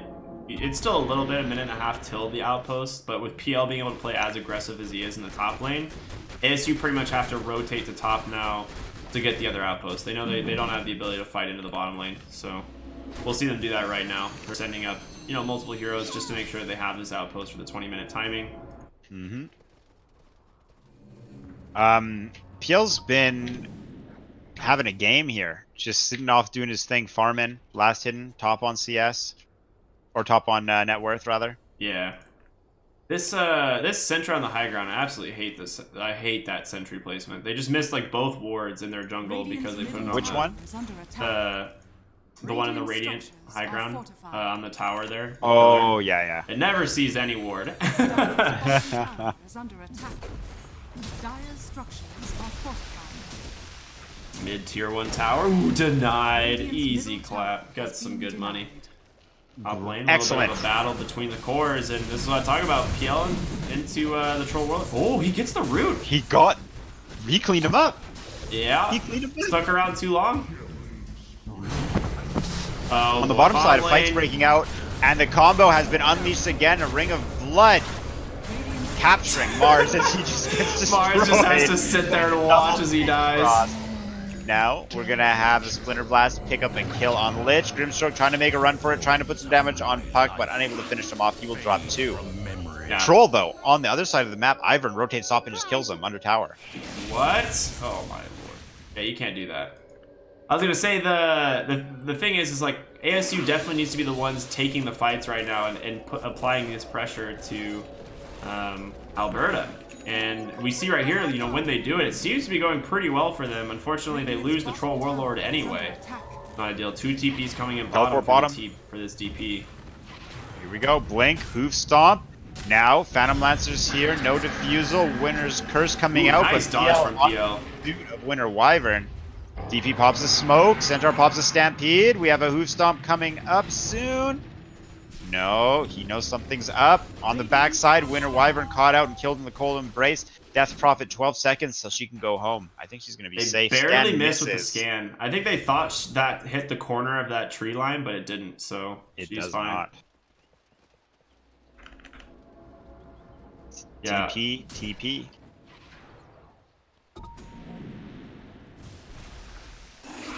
Dire's bottom tower is under attack. Radiant's top tower is under attack. Dire's bottom tower has fallen. Top push coming out. Yeah, I mean, there's no way they let this fall for free. Ooh, Kame Dota in the river. Taking some damage from Viper. Should be fine here. Yeah, no Yules. Radiant's top tower is under He's got the attack. Hurricane Pike. He's got the attack range talent from 15. This Viper is so farmed. Well, I mean, he's just everywhere he goes. I mean, he's been struggling a bit in fights, but when he's picking people off and alone in lane, he's doing great. Yeah. Radiant's top tower Nice has fallen. play there from the Puck, just rotating up, making sure they get the tower without it getting denied. Boot to travel up on him. They're rotating bottom. They really want to find these heroes. They have coil available. We'll catch Lich. Frost Armor standstill eats He's like, the "Bye." coil at the end. Is he gonna? Oh my God! There's a whiff, but a TP coming in.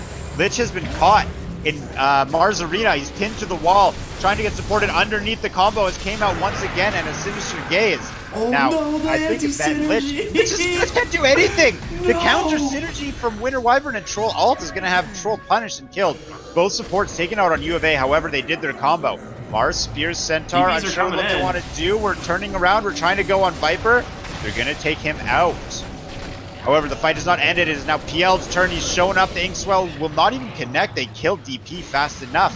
Mars whiffs the spear. Surrounded. Hoof Stomp. Left alone with the Grimstroke and the PL. There we go. We want more from Centaur, and we're going to get more. Big blink. You got this. You got this. No, He does not. that was not a good blink. He is stuck for so long. They have 4 He stabs. wanted it. Well, you know, he can sit there Bye-bye. and think about what he's done. Yeah, exactly. PL, though, made an appearance, didn't die, looking okay. He has a defusal. He's much more dangerous than he was last time he fought. This game's been really even the whole time. Like, it's just been going back and forth, like 1,000, maybe 1,500 gold lead the whole game. Mm-hmm. This is what's so good about the playoffs, right? Best teams, best games, very even. Both teams struggling. However, Alberta down 1 currently. Yeah, I think that fight goes really well for ASU if Troll Warlord's entire battle trance isn't wasted on the Winter's Cursed hero, right? That was pretty much as bad as it could have gone for ASU, and I don't think the fight ended up being too terrible. No, I agree. I'm very happy with the consistency of Lich Grimstroke, getting their combo off every fight. Let's see, PL, he's got Manta. Did he go Defusal? He did. Going Basher now. I like it. Warlord has his Maelstrom Manta going for a Mjolnir, just straight out. It's a lot of damage on that hero. I do really like that. Fight being completed on the Centaur, Grimstroke, and Lich. They have anything substantial, just Glimmer Capes and Aether Lens. They're good old standard support items, but the big deal here, level 20 Viper gets his plus 90 damage. Melody in some trouble. There's your arena. Yeah, they're beating down on Centaur. He's a very tanky hero. I think he might. There's a chance he can make. Wait, no, the Dream Coil is going to secure that death. However, here we go. Oh, the save from Winter Wyvern. Winter's Curse coming out, buying time and eliminating Grimstroke. However, Winter Wyvern in trouble. No, not until his teammates come storming down the hill. His Viper Silence is up. in I think trouble. we're going to see Viper taken out here. His teammates coming in on the side trying to help him out. The Chain Frost comes out, doing a lot of damage. Viper turns around. They drop Mars. It looks like he's going to kill Troll. However, Troll goes Battle Trance and stays alive. ASU, they're showing up. Very well done. It seems like they, I will say the Winter Wyvern's Curse there that's the big game changer for that fight. If they happen to get the Lich Grim ult combination off, then it's looking pretty good for Alberta, but they're unable to like just connect on these kills on the back end. Yeah, it's true. It's happened time and time again, and we just saw it happen locking again. in some illusions. Okay. Stampede comes out too. They might be able to pick off the Troll. Maybe it's a steal. Troll doesn't have his trance. Is that Phantom Lance all? No, not quite. Oh, Defusal though is going to do some work. There's a huge hoop stomp, setting PL up to clean up the entirety of ASU. Now Mars is teleporting into the shrine and see if he can do anything when he gets here. Arena popped. However, PL not captured, not pinned to a tree in pursuit of Winter Wyvern. The Spirit Lance will finish him off. They finish Roche off this. It's so And low. they take that. Oh, well, man. Ricky, you were saying how even the game was. I was praising ASU about all these great decisions, and then that is as bad as it gets, because not only do they get Roche sharing those 3 kills, that was the 10-second BKB of Death Prophet, and she died immediately after using it. So, oh boy, that is going to be a real swing in momentum for Alberta. Yes, they are in great shape now, and I think PL is, PL going Basher. PL's trying to get into the position he's looking to do all game, which is to just run away with this, when it goes late. Troll's been doing a good job staying relevant, but as you pointed out, DP did take a big hit, losing the 10-second BKB. Yeah, PL. Oh, he switched out. He's going hard. Okay. I was going to say, I thought Basher is actually correct. It's a pretty insane item if you just get Abyssal Blade, but Heart is going to make... Oh, and he gets the best PL item in the game. Oh my gosh. Good old-fashioned Paladin Sword. Well, jeez, lovely. Well, PL, this is his lottery game here. Just like Slurk last game, who won all the duels and just had people run at him. PL's getting everything he needs. Who knows? Maybe DP gets a Paladin Sword as well. I'm not sure if you've seen Death Prophet Paladin Sword. It's hilarious. Oh wow, actually, yeah, because it would increase the Spirit Siphon just is nutty. it's unbalanced for sure. That sounds really fun. I watched it earlier today. Like there was a DP just like Spirit Siphoning one hero, and she's getting like 500 health a second. Well, pressure being applied by Alberta as they all of a sudden find themselves in a strong position. Puck on the other side of the map, pushing, pressuring. It looks like with Alberta's gonna push. They want to use Aegis, and I honestly don't blame them. This is definitely the time. Mars here, Puck here, going in on Mars. Mars might be forced to drop his ult if he had mana to even do it. Hoofstomp holding him down with Viper on the backside. Winter Curse comes out, but we don't even have the entire force of ASU here after it's set up. Mars manages to get his arena off. We have Grimstroke, we have a Chain Frost bouncing. Lich gets taken out, and on the backside we have Puck pursuing Grimstroke. But back on the high ground, Troll chasing down the Viper, forced away. Mars, Centaur, and Lich, the only ones dead. Grimstroke to join that crew. I think Lich may still be in trouble. No, there's no way, or not Lich, rather Viper. EL is just like, yeah, he's just fighting illusions. Yep. Oh, going no, in. PL hasn't so ran dead. yet. Troll's out of mana. PL, they're gonna get a kill on Troll. Oh yeah, they got him. Being bought time here by the Cold Embrace. Taken out. The whole time, that whole engagement, his heart PL. They didn't even scratch him. He still has the Aegis too.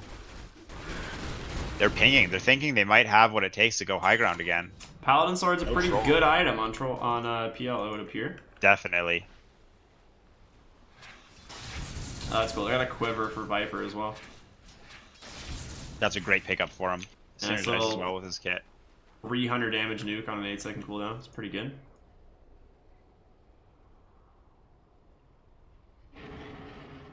ASU trying to recapture their triangle, secure these 30-minute bounties. They're gonna, I mean, Puck was running for the outpost, trying to double outpost them, but they do at least still have the top. So they will just split bounties, the experience from the outposts. Overall, not bad considering the circumstance of what just happened inside of their base. Yeah, still having all tier 3 standing after PL demonstrated how dangerous he has become. Aegis on a timer though. He definitely wants to use it, and we see him make an appearance top, pressing the T2, the only outer tower remaining. Backed up by his team, PL just goes right in. And I think we're going to continue to see that up to the high ground.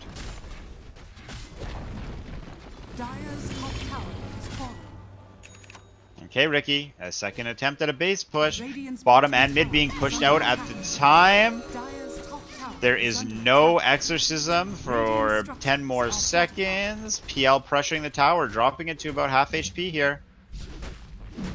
He's waiting. No defense yet from ASU. They might lose a tier 3 here on the very backside. Puck's actually pulling all the creep waves away. Puck's being the MVP right now, actually just cutting all of the waves. But caught. Ooh, gets the blink, the Stampede. Stampede used blink. Wow, Puck is very slippery. Misses the hoof stomp. What a There's hero. Blink. Bye-bye. Peace. Yeah, Puck is something else, man. Well Crosses done. the entire map in 20 seconds. Doesn't get the last hit on the Wild Wing Ripper. Yeah, saves his base because of it, right? Pulls the creep wave all the way out. The other 2 lanes already pushed in. Poor PL forced to just go through the jungle. Yeah. Death Prophet top lane, just pushing the lane back out. PL's got his eyes on Smoke used. On someone though. Pings for Viper. Pings for Viper. Careful going high ground. Mars will be the one to initiate. No blink. Smoke popped. Viper is aware that he's being pursued. However, by how many, he's unsure. Troll looking for an opportunity. Teleport in. Dream Coil speared out. Puck silencing him up, dropping to half health, but Viper being backed up by Centaur. We see a retreat from ASU. Are you going to go for the kill on Wyvern? Yes, you are. Wyvern for nothing. Ooh, Winter's Curse. That's a good one. No, that's a really good kind of, response there from Alberta, not allowing the Viper to just give it up. He does have a BKB though, so I don't think at any point he was legitimately in risk of dying unless like Troll Warlord can get on top of him. But yeah, agreed. Again, this is Alberta. They're kind of hitting this timing right now where I don't know if they can deal with PL. He has heart. He has a basher now, and he just goes right onto the high ground. Doesn't care. Yeah, we have a Soulbind coming out. The BKB from Viper goes in. Double Viper strike. Now, we're going to have Mars taken out. First one to drop. Winter Wyvern still hasn't respawned. Mars buys back.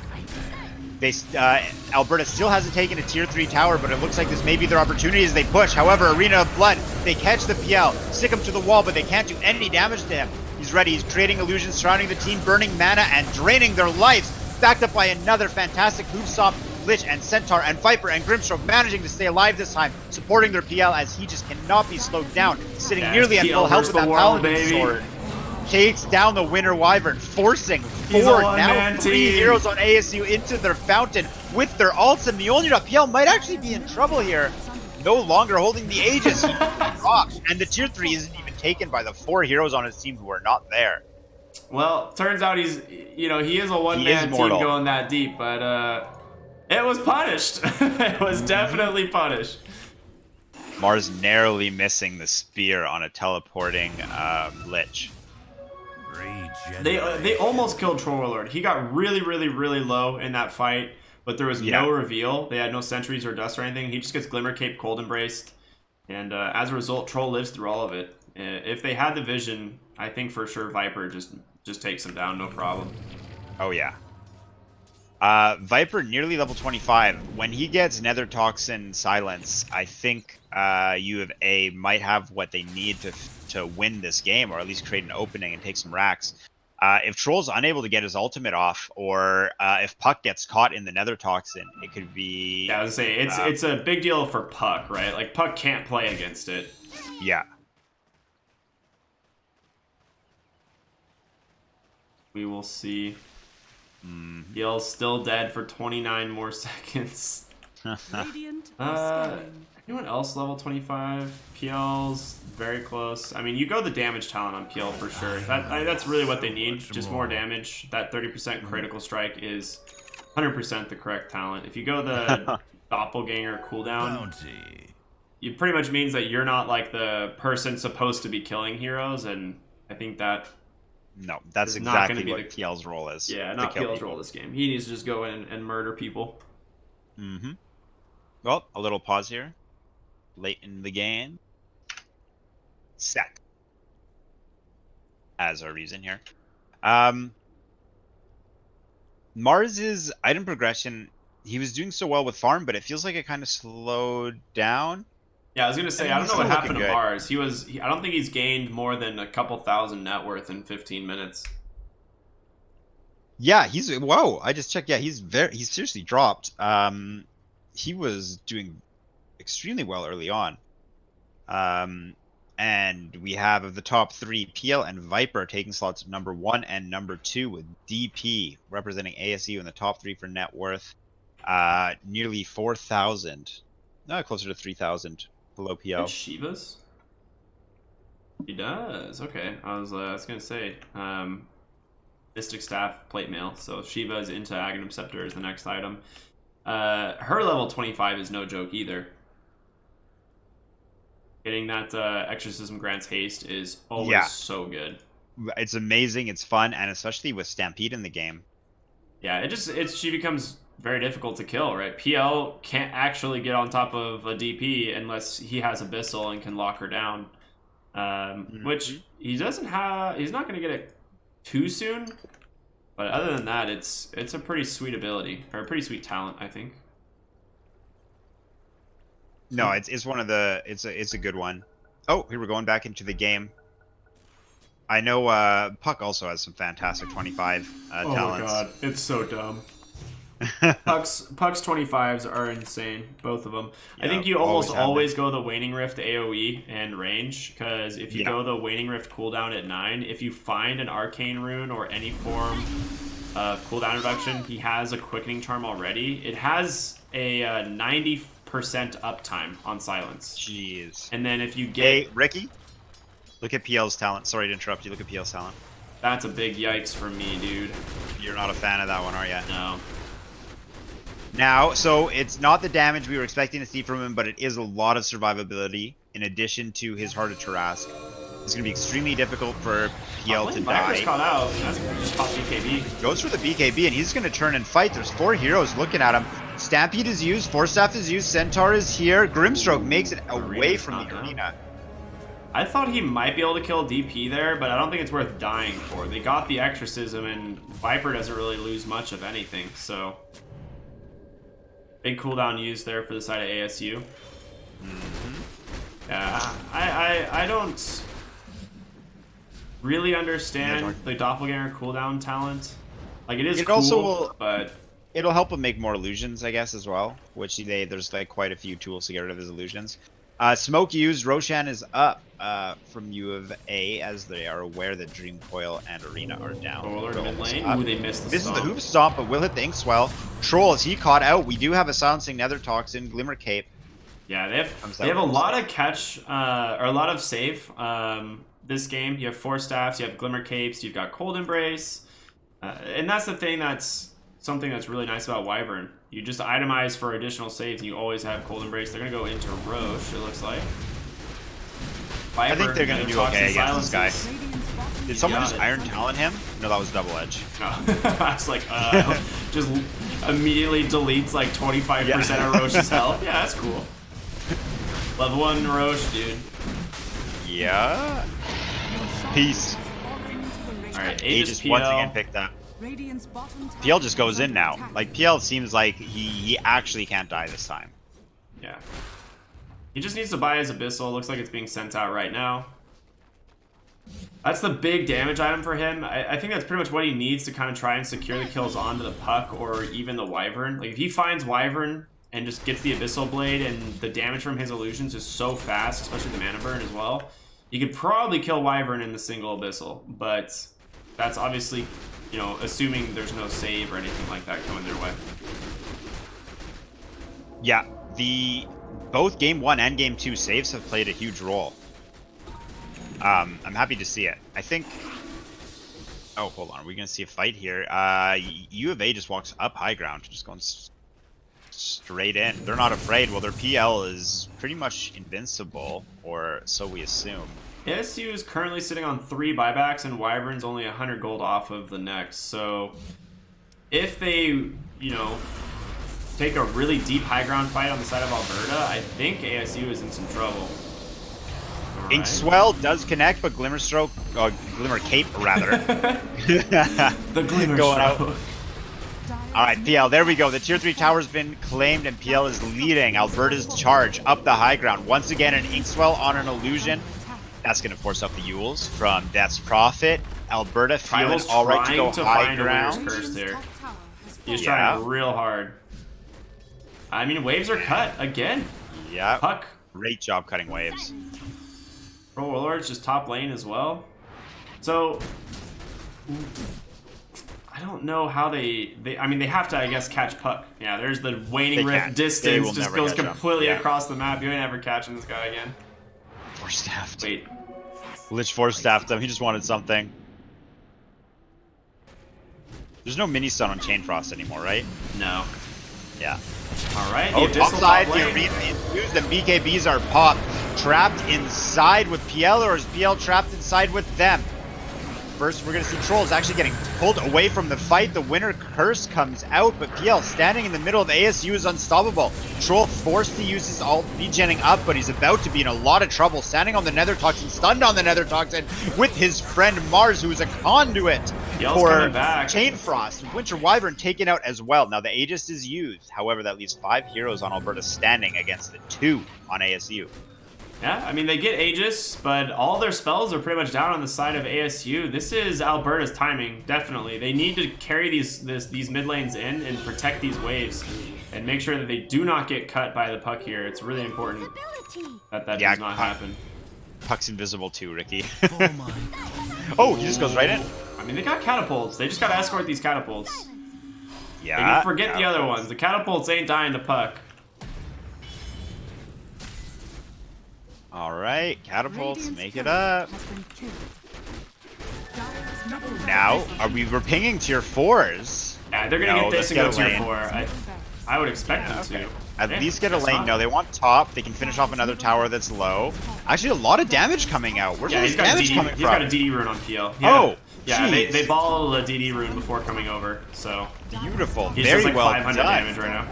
Leading to an additional set of racks. Now, bottom side, BKB Viper's going to start us off, Ricky, and he's Wyvern dropping goes Death into the Prophet low. silence. Here we go, right into the fight. Troll Warlord is in a Oh, very this difficult game's position, hitting the Chain Frost 1,000 times, at least by Puck. the BKB Illusion team is going in. Centaur slows down the push with a Cold Embrace, but it doesn't matter. Wyvern falls. Puck trying to slow him down, but I think the next thing to follow nice will be play by tier 3 Lich. reaction. No, Lich, finally they do catch. No, they don't catch It Puck. doesn't matter. You're right. Like, PL's objective gaming right now, working on the towers. Arena is used only on illusions. And GG is called, Ricky. Yeah. 1-1 in the playoff elimination match. Middle tower is under attack. Radiant victory. Yeah, unfortunate there. Like, Wyvern force-staffed himself in to try and get a good winner's curse, but clipped the edge of the Nether Toxin and gets immediately silenced, No. right? So he can't reposition at that point, and the fight pretty much goes really out of control for the side of Alberta. I think, you know, Alberta was so far ahead at this point, they still win. PL, too difficult to kill. He was like the actual win condition, wasn't he? And you pointed that out in draft that there weren't a lot of options for ASU to deal with the PL. Yeah, absolutely. It's a really good game for the PL. He doesn't care too much about like DP or even Troll Warlord. Like Troll Warlord can beat him early on, like we saw that one fight where he got rooted up for, you know, the duration of battle trance and died. But that's not happening late game. He just mantas doppelgangers and then he's just stuck fighting illusions the whole time. So I think that was an important kill because I think PL was about ready to run away with the game, and that kill slowed him down with that good route. I also think Nether Toxin Silence was like an additional win condition for U of A. Yeah, that's a game-changing talent for sure. Mm-hmm. But I mean, really well played by both teams. Arizona State had some fantastic high ground defenses. They almost turned the game, I would say. There was a couple fights that did not go their way, but the high ground defenses ended up, you know, being pretty solid. University More effective than I expected. Going into game 3, the loser of this next game is eliminated from the playoffs. How do you feel? Which team do you think is ready to take it? Honestly, I think this has been an incredibly even series. I don't think there's like a standout performance for me. None of these games were like a big stomp. I think game 1, ASU, the Slark lane just went so well that there was no way that Alberta could come back from it. And in this game, it was definitely just a better draft from Alberta. Going late game, they have everything that they need. The Lich Grimstroke opener, not punished at all. They still do well in the lanes. And that's about it. I mean, we'll see what happens in game 3, which should be coming up here in just a few moments, hopefully. Yeah. You want to cut to a break and we'll get into the game? Let's do it. See you guys soon.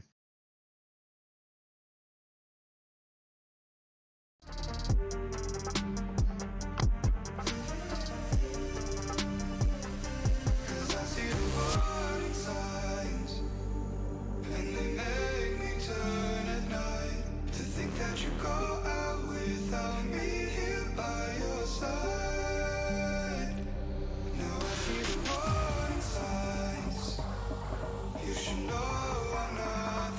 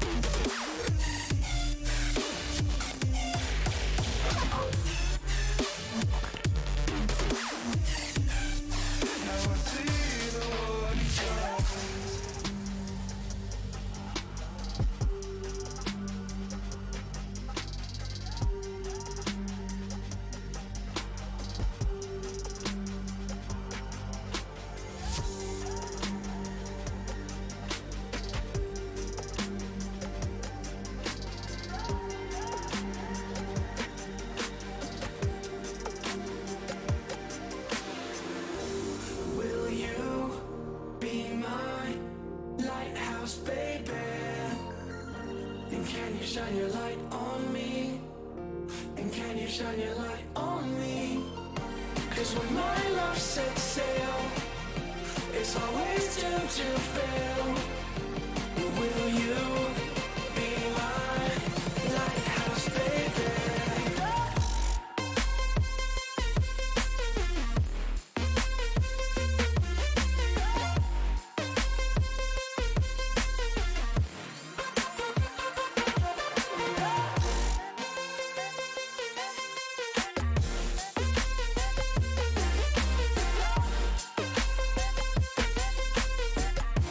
Lighthouse, baby.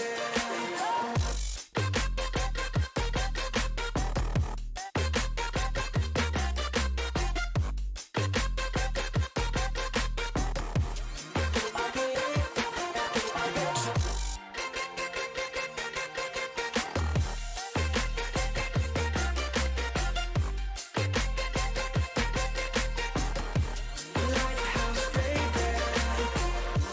Will you be my lighthouse, baby?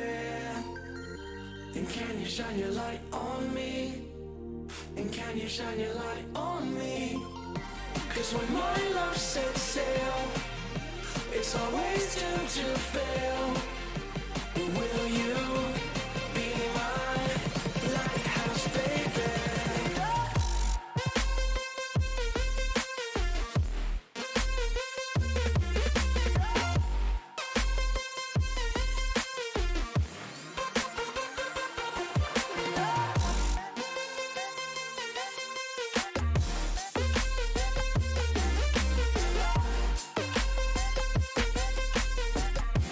Lighthouse, baby.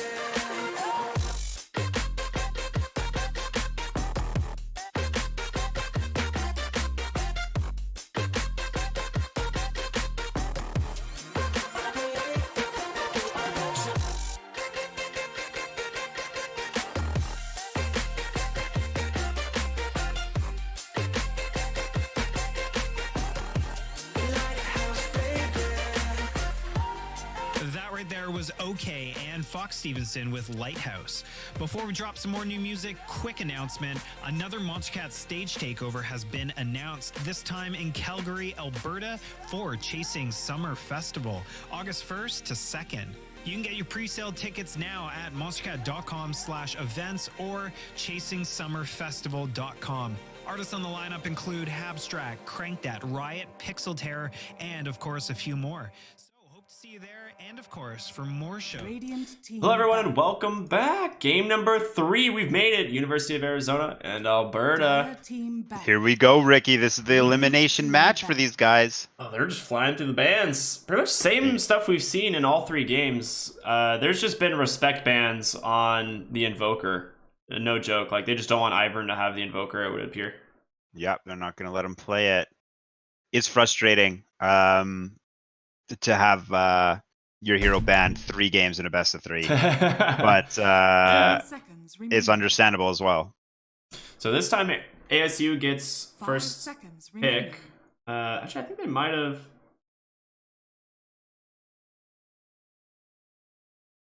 I don't remember if I think they had first pick last game. Yeah, because they snap picked Lich Grimstroke afterward. Yeah, so they Mhm. banned the Abaddon again. It was the same, pretty much same bans for the most part.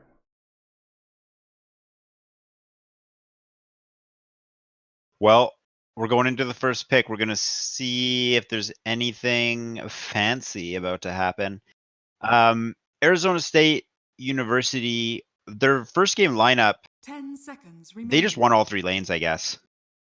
There was 5 seconds not an remaining. individual performance. The whole team played well. Yeah, I agree. I'd like them to just pick the puck again in this first phase. We see how versatile they are with the hero. I don't think it was like a losing condition for them at all. EMA played it really good in the mid lane the game before, and Carnomorph played it, great in game number 2 from the 4 position. So I'd expect them to probably pick it here in the first phase. I don't necessarily think Snap pick it 1, but probably pick it on 4th pick. Yeah, I would like to see them pick puck again. They're going into reserve time, so it looks like they didn't have enough time to figure out what they wanted to do with their draft in game 3. So They go right for the Lich.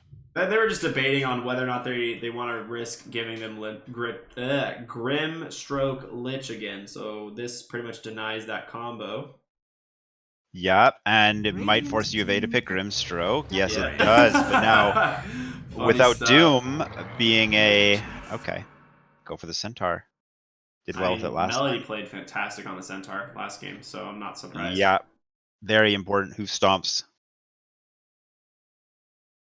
So Lich Puck, still a good combo, holding them in place for Chain Frost. I think they could do it.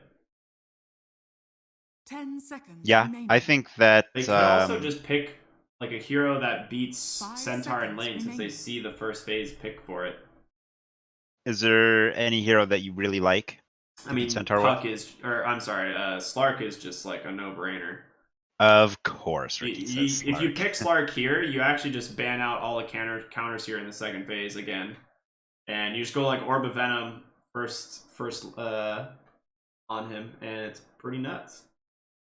Yeah, no, I agree. It does work well against him. Arizona State University going into reserve time, and there it is, the puck. Okay. I think I figured it was We either both Puck or agree. Slark here. I can't imagine they'd pick anything else. Radiant team ban. Morphling taken out.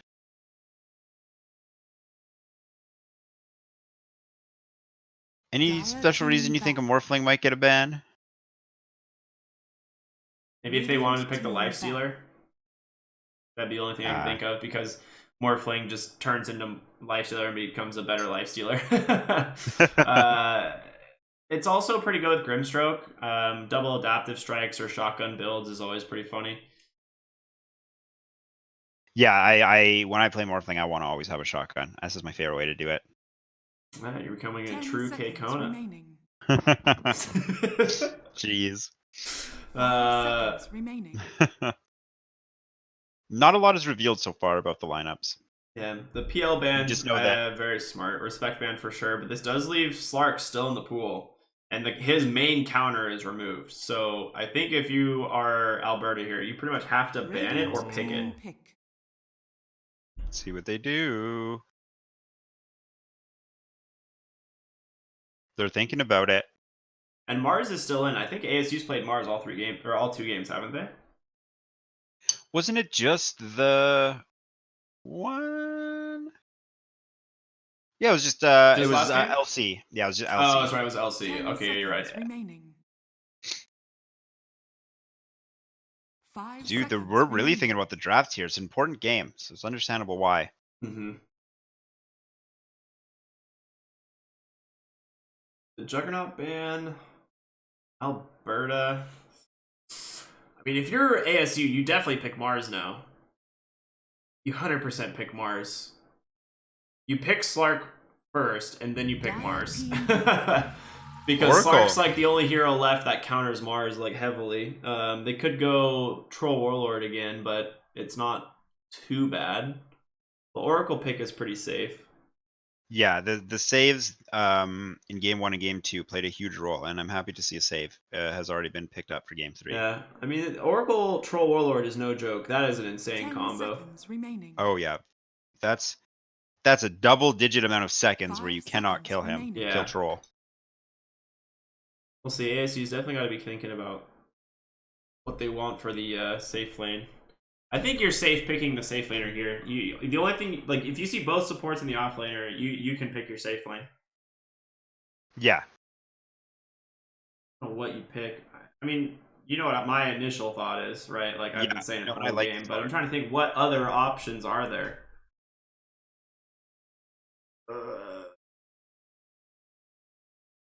I mean, yeah, Peel's been taken out. Juggernaut, Lifesteal. A lot of like just like. How do you feel about? Oh, well, here we go. Oh, Okay, so Dark that Willow. means we're likely seeing mid puck for Willow. There's no way you pick a mid lane puck here, or a mid lane Dark Willow. Yeah, as much as I'd like to see it. Yeah, I mean, when she first came out, maybe when she was just so strong, but God, she did a lot of damage. I love this hero. Well, there my is a lot of damage so favorite far in heroes in ASU. Dota. 5 seconds Yeah, remaining. I agree. And the she's decent against Stampede as well, right? Like both her Cursed Crown and her, is it the Bramble Maze? Is that what it's called? Regardless. Bramble Maze and Terrorize, right? Like, you just terrorize the people running at you, and they run away really fast. Yes, she can deal with Stampede very well, Yeah. but so does Dreamcoil. That's true. Yeah, they have good ways to deal with it. Dark Willow with Mars is like a huge combo too. So you already said, I think this is a good Mars game as long as they either ban the Slark or pick it themselves. Is Oracle able to purge Cursed Crown? Yes. Okay. So that's like one of the things that kind of sucks for Dark Willow, but overall it's a pretty big, it's a pretty good hero in this game. Other than that, she's really frustrating for Centaur to play against, and she's fun to watch. She doesn't farm exceptionally fast compared to some of the other fours, but she does have Bedlam still. If she has space, she can clear waves. What build do you like on Dark Willow these days? Do you have any like specific build? I think the Yule's build is still pretty. That's what I was gonna say. Yeah, pretty standard. Glimmer Cape is always really nice. Those like Glimmer Yule's Cape four like one of my staff favorite items. are insane. Hey, that's a hero I wanted to see last game, but he got banned. Yeah, I mean that was definitely the pick for ASU last game if they wanted to stand a chance at killing that PL. So I really like U of A Dota's team right now. Yeah. Although there isn't really a soulbind synergy, which we've seen in the past become a problem, making Grimstrokes feel underwhelming. Yeah. I think the Leshrac is the idea is to try and shut down the Puck mid and take his tower and open up the map. Because Puck will want to rotate a little bit, and if you give Leshrac any time in the lane, he just takes your tower. So I have to imagine that's the idea. They're also that they're just assuming it's a mid Puck. I think that's a safe assumption, but not entirely positive yet. We saw Carnomorph play it last game, so maybe they're doing something crazy and running like a 3 Puck or something. Yeah, there's the Mars. Hey, there's your boy. Yeah, this is a good pick. This is a really good pick. You have to ban Slark. If you actually don't ban Slark on Alberta, I don't know what is going to happen. Let's see if my boys can pick can pull it Anti-Mage off. into this too, actually. You could definitely pick an Anti-Mage. I really like Ah, there it is. here. I was like, it's actually a sick Anti-Mage game, but they just ban it. What do you want to see from both teams to round their lineup out? I mean, Alberta needs like a real late game carry right here. They need someone that like can farm with new space. The rest of these 4 heroes just want to fight really badly. I actually love Anti-Mage. I think Anti-Mage would have been cool for U of A. Yeah. Arizona has first pick, so no way they can give it. I think ASU pick it no matter what if it was in the pool. It's really good against Centaur. It's good against Leshrac. Really good against Oracle. Just being able to like having that mobility to jump the back line, gets an Abyssal always every game. They banned the Slark, so they're not picking Slark.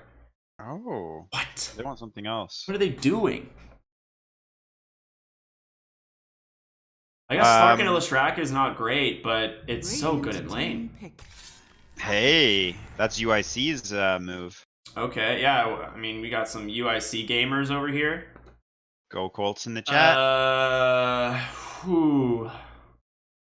So now you're on a timer. So this is interesting. So I was gonna say U of A wants to pick a late game carry here, but now they're on this massive timer. You think they could commit to just a mid game lineup? Yeah, they have to actually just pick some. They have to pick a carry that comes online. So a hero like Ursa. 5 seconds remaining. I think Ursa would be good. I think Ursa would be really good too. Maybe they go Monkey King, but I feel like Monkey King is too squishy into like Mars Willow. An Arena of Blood clears trees now. Yeah. Wraith King. Okay, I like that. That's kind of similar. It is similar in the fact that like he has a lot of mid game presence, but he is not nearly as fast as like an Ursa. Mm-hmm.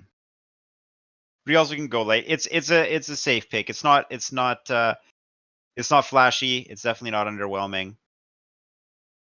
That's a sweet sword. I remember when that sword came out, and then the TI sword came out, and you're just like, well, I guess I'm getting rid of that one. It looks like Frostmourne, kinda. Yeah, that was the idea. I love it.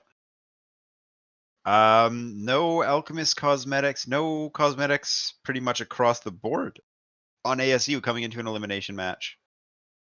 Huh. Interesting strategy, ASU. I'm happy to see Melody on Centaur again. Yeah, Melody played really fantastic. How do you just not have any... if I had to guess, ASU's just playing on a bunch of Smurf accounts or something. I don't know how they just don't have items for, like, Alk and Puck and Dark Willow.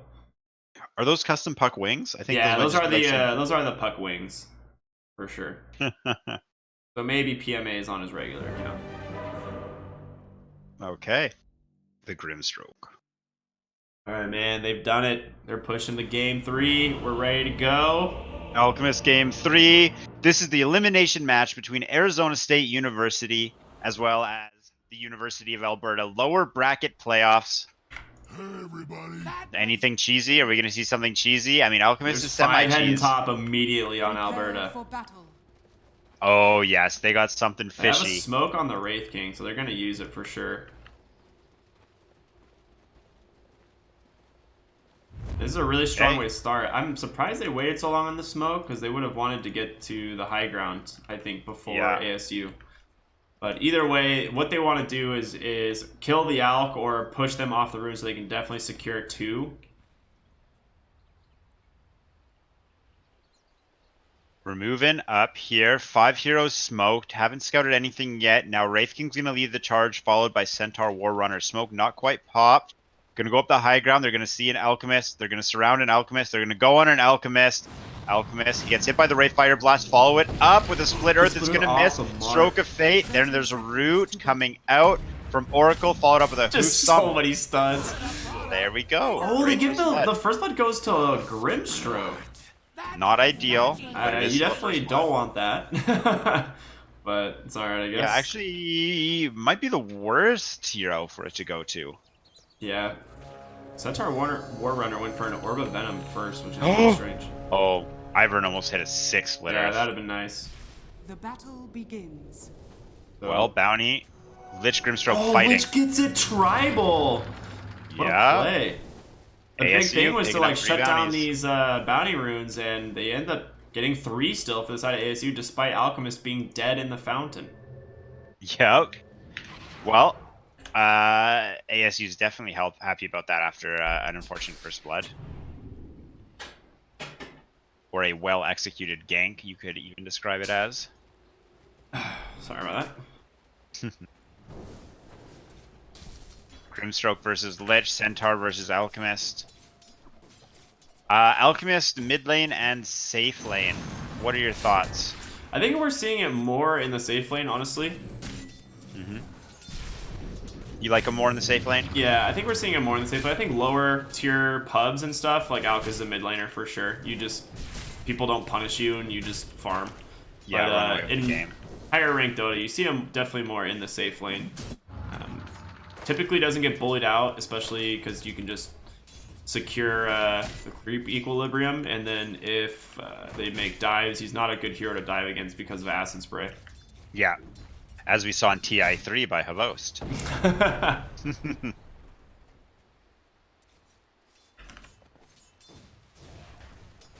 Bottom side, the Oracle Wraith King combo seems pretty good, but warmed up Mars player, Managed to long clip time the Ryan. Ramble Maze. Long time Brian actually speared Wraith King away. Yeah, I think this lane's gonna go pretty good for Mars. He doesn't really care too much about Wraith King. The thing is heroes like Wraith King end up just farming with Moral Strike. Radiant's And they get him farming heroes. Actually, Oracle again gets the last hit. Oh, he does have a point of Purifying Flames. On the flip side, Alchemist taken out. Oh, Centaur. no. Double kill for JC Martin. All right, no JC one Martin saw is it. No one 3 saw kills. it. I like literally moved my camera off top to miss the kill bottom, and then as I'm bottom, put my camera top just in time to miss the Alk death. It was perfect timing. Oh, it happens. Couldn't be any better. Hold on, Ricky. So Grimstroke has 3 kills, and look at what he spent the money on. Look at his stash. Excuse me? He has 10 mangoes. There's no way that's correct. I I honestly would be a little bit annoyed if I saw that all the kill money was going to mangoes. I mean, he has 3 in his backpack already. He actually just has 13 mangoes on his... He could just have halfway to mana boots right now. I'm actually just so confused. Well, their mango courier is coming up right now. Dude, this courier's gonna have so much regen. Oh, it doesn't count. Never mind. So with this many mangoes to make it work, Grimstroke Dire's needs middle tower is under attack. to... He just ate Radiant's 3. middle tower He needs I to mean- constantly be spamming spells. Yeah, I guess the idea is, right, is you just harass Alchemist and try and prevent the farm. But Yeah. I don't think that's gonna work the way that they're expecting it to. Wow, he just has 16 health per second right now. Yeah. Dire's top Look at tower this. This is under insane. attack. With his tango on his headdress. Tango headdress and 7 mangoes. Incredible. Yeah. Okay, well, we do have Alchemist leading net worth, which is expected. However, Mars is our CS leader once again. Yeah, doing great in the lane. He's played really well again. Mid lane, PMA getting dove by Ivern. Pops the Fairy Fire, Genius barely support. survives. Ooh, Ivern. Oh, going deep. There's a Fairy Fire Oh, Splitter he's got him, Grimlock he's got him. connect. Really Very good play. well done. Yeah, there's no way you can reliably stun the puck like that. You have to like pump fake the split earth, but he's Yeah. salving up on the puck. So you're like, Yeah. you just like pump fake and you can't break the salve. So he's just stuck there. Just definitely a really good play there from PMA Dota. Yeah. Beautiful. That's the puck play we've been seeing and that we want to continue to see. I'm happy to see puck in the mid lane. Mars is gonna have a soul ring sent out to him in just a second, which is really big. Don't mind me. Yeah, I mean that kill allowed PMA to recover this mid lane really well. He was a little bit behind in the mid lane, but now leading in experience, pretty much tied in CS as well. About to take the lead though because of this creep wave. Yeah. And I think I talked about being warmed up after game 1. He's had 2 games straight. He's on fire for game 3. Well, Connor Morph played it last game, but yeah, still like he's Right. He's been able to like get into the flow with puck. This is the same thing he did last time. He orbed over to the enemy triangle to secure the 5-minute bounty rune.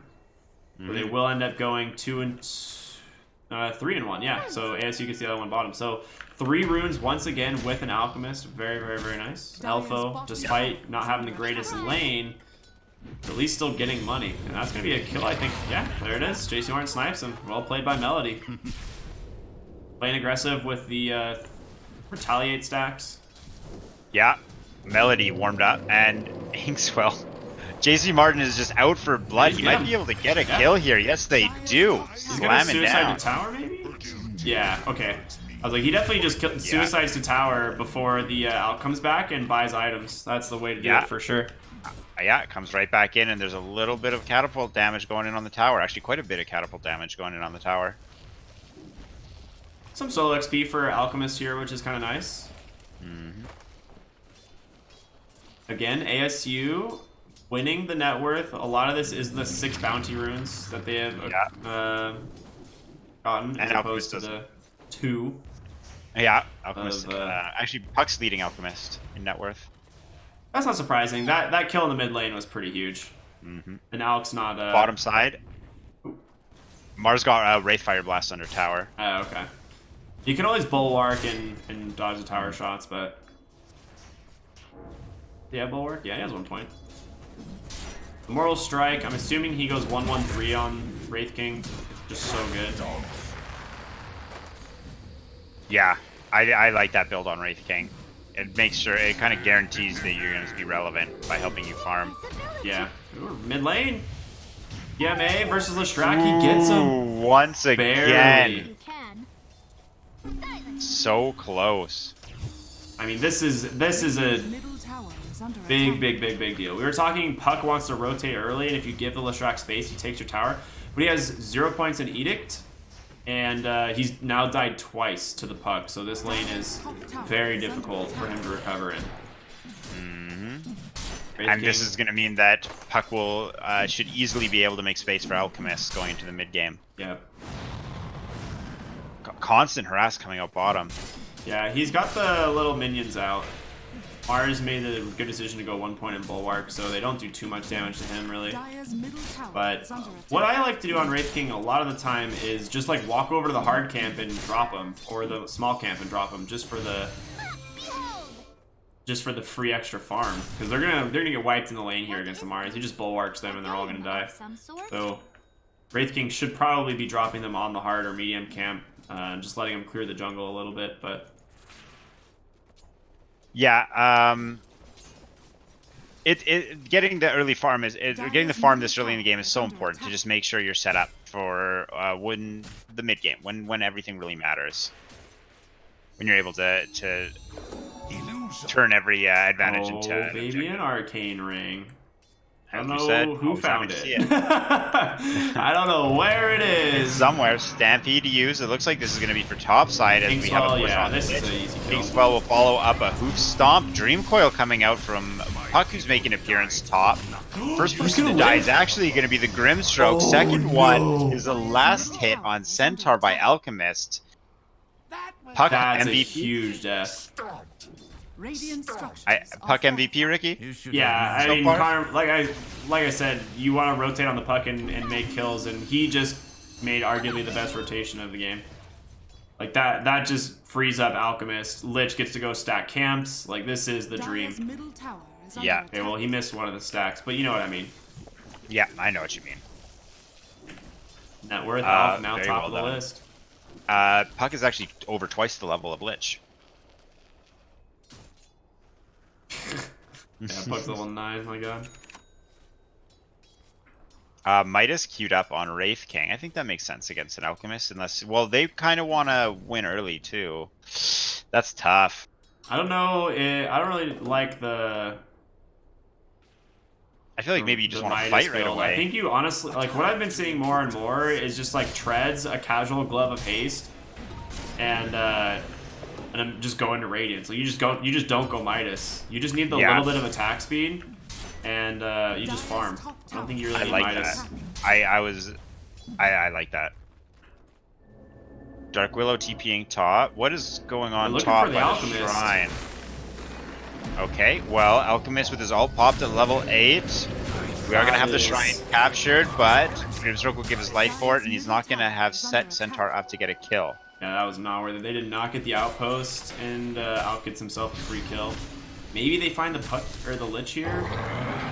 They Stampede. Yeah. It looks like we're going to go in the jungle onto the Lich. So they're gonna commit for the tower as well. The Wraith King's skeleton army is already working on it. Radiant's bottom tower is under attack. Puck sitting behind the tower has foil. It's like you could do something. Wraith King here doesn't have Look at reincarnation Ivern learned, though, but he is behind him baiting. with an Invisor. If they get the stun on Puck, Yeah, go for a big split earth. There's the Dream Coil. Actually, okay, Ivern still really wants to hit this, but he can't. Innovation, unaware that Leshrac is there, still able to dodge. Will pick up gets the deny anyway. barrier. Oh man. Innovation, super MVP. Yeah, Puck's been owning this PMA game. Dota rather. Yeah, Puck's been owning. Level 10, gonna have a Blink Dagger soon, denies the tower, kills the Centaur. And look at Ryan, bottom lane on the Mars, just doing his own thing. Yeah, cuts the Just creep wave and farming. just ran his catapult in. This is what he just keeps doing. Yeah, just pressures really hard with his Soul Ring. Rotation, or Dark Willow's bottom has Terrorize. Dark Willow, I don't think is gonna be getting too many kills though. Well, Terrorize with Ring of Blood will be good. Yeah, Alchemist is just clearing stacks now, and we see his net worth just skyrocket in the last few minutes here. He's about to have a relic. There's still Yeah. stacks in the jungle, or did he clear them all? Yeah, he's cleared all the stacks now. So he's just a regular farmy boy now, as opposed to a stacked farmy boy. Well said. Does he? He didn't time that. Hey, pull is that a correctly Dream at Coil all. mid? Yes, it is. Dream Oh, Coil and God. Arena of Blood. Oracle hits the wall back The into fair. Mars Smash one more time. Terrorized combo. Oracle will fall. Grimstroke wants to go in to finish off this Mars, and with the Stampede, he pursues past the Mars and into the Lich, trying to finish him off. On the backside, we have Oracle taken out. Lich and Dark Willow team up. The support beat down. However, PMA Dota collects the kill on Grimstroke there. 3 for 1 favoring ASU. Yeah. Really good fights. I mean, the Arena plus Terra is always a great combination. Yeah, they don't even have I Chain love that. Frost yet, and they still took the fight pretty convincingly. And again, this is what I was saying. You have this lineup that wants to just fight, and you have space for Alk. And Alberta kind of has the same thing going for them, but they have a Wraith King instead.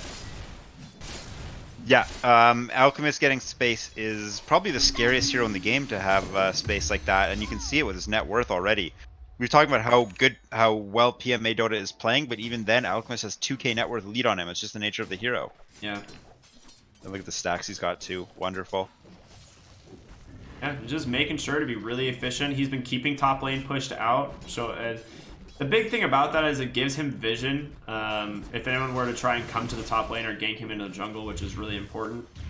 Bot lane, another engagement perhaps? Yeah, ooh, great. I don't know if ASU wants to go in. I don't really think they realize how much they're surrounded here. And there's also a teleport coming out.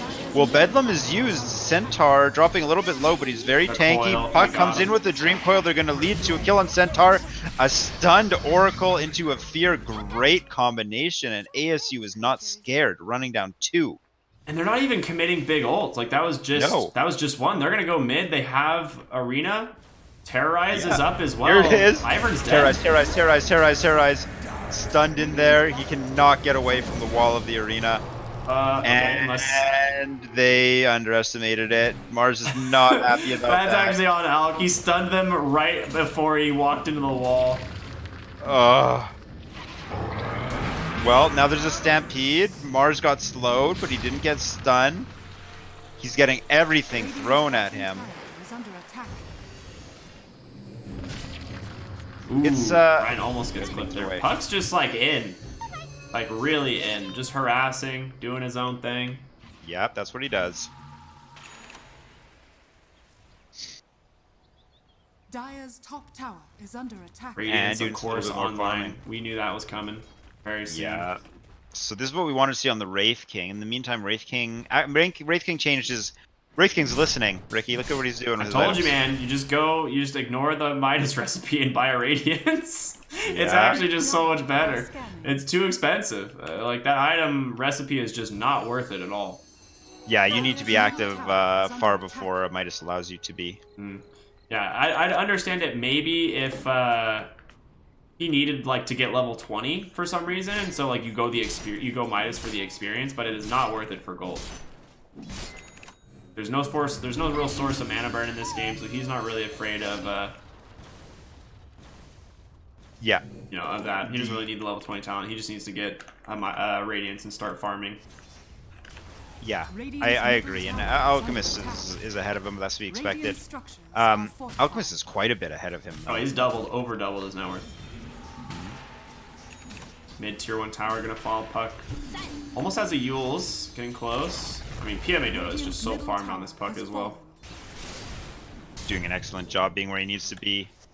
Not afraid to use Dream Coil. Ooh, an Imp Claw. That's gonna be really nice for the Wraith King. I didn't see that. Still rocking the broom handle. Back in some Ancients. Conomorph has gotten a lot of space this game too. He's starting to pull up in the net worth as well. There's still a Mango Tree in base. Interesting. Ooh, a Money Orb. I didn't even realize that. They have a good old Philosopher's Stone on Lich. Yeah, they're just holding on to it. There we go. All the jungle creeps that Wraith King is hitting, they have not found many of their tier 2 jungle items. Oh, well, there's Oh, I thought he stole it. Oh my gosh. I thought Puck stole the Vambrace. I was going to lose it. Almost. He has a Nether Shawl, though, which is a fantastic Puck item. Most of Alberta's damage is magic, so it's a fantastic item for him. 20% magic resist as well as an additional spell damage. Just helps him farm. Yeah. ASU looking to make plays, but Alberta taking it slow. Always a dangerous strategy versus Alchemist, but ASU's in a great position to fight. Yeah, they're really strong.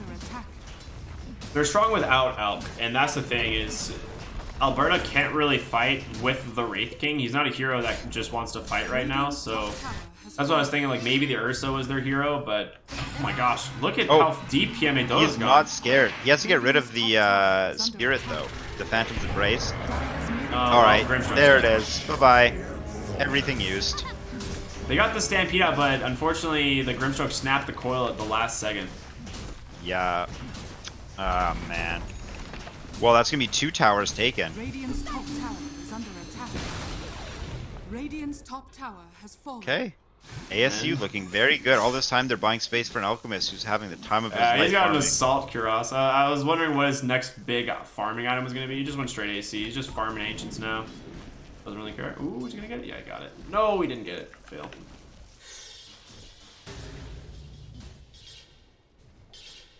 And it looks like Willow's going Yules. Yeah. Recipe and everything delivered. She just needs about 700 gold for the actual Staff of Wizardry. And Mars going for a blink this game, which I really do like. I think the biggest issue for them on the Mars game last time is there's not really a way to initiate. This time he needs to be the one to go in, blink, set up an arena, and have the follow-up damage. Puck can try and set up as well, but Mars blink this game is so strong. I think that it'll help them a lot.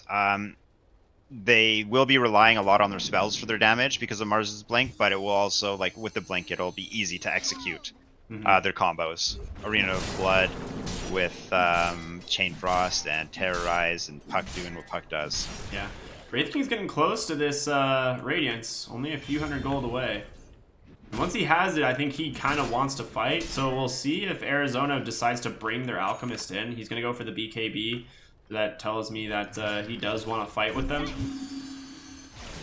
And he definitely should. Once he has that, they should definitely just be 5-manning behind Alk and getting ready to go high ground. I think they absolutely have all the tools to do it. Yeah.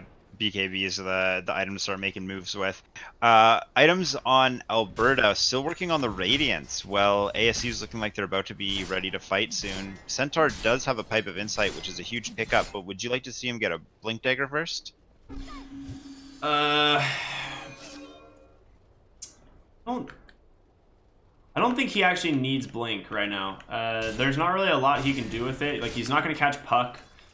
Alchemist isn't here to fight, and so it's kind of like this weird scenario where it's like he's actually just better off with Pipe and maybe a Crimson Guard this game. There's not really a hero he can initiate on unless it's like Dark Willow or Lich, which doesn't seem very good.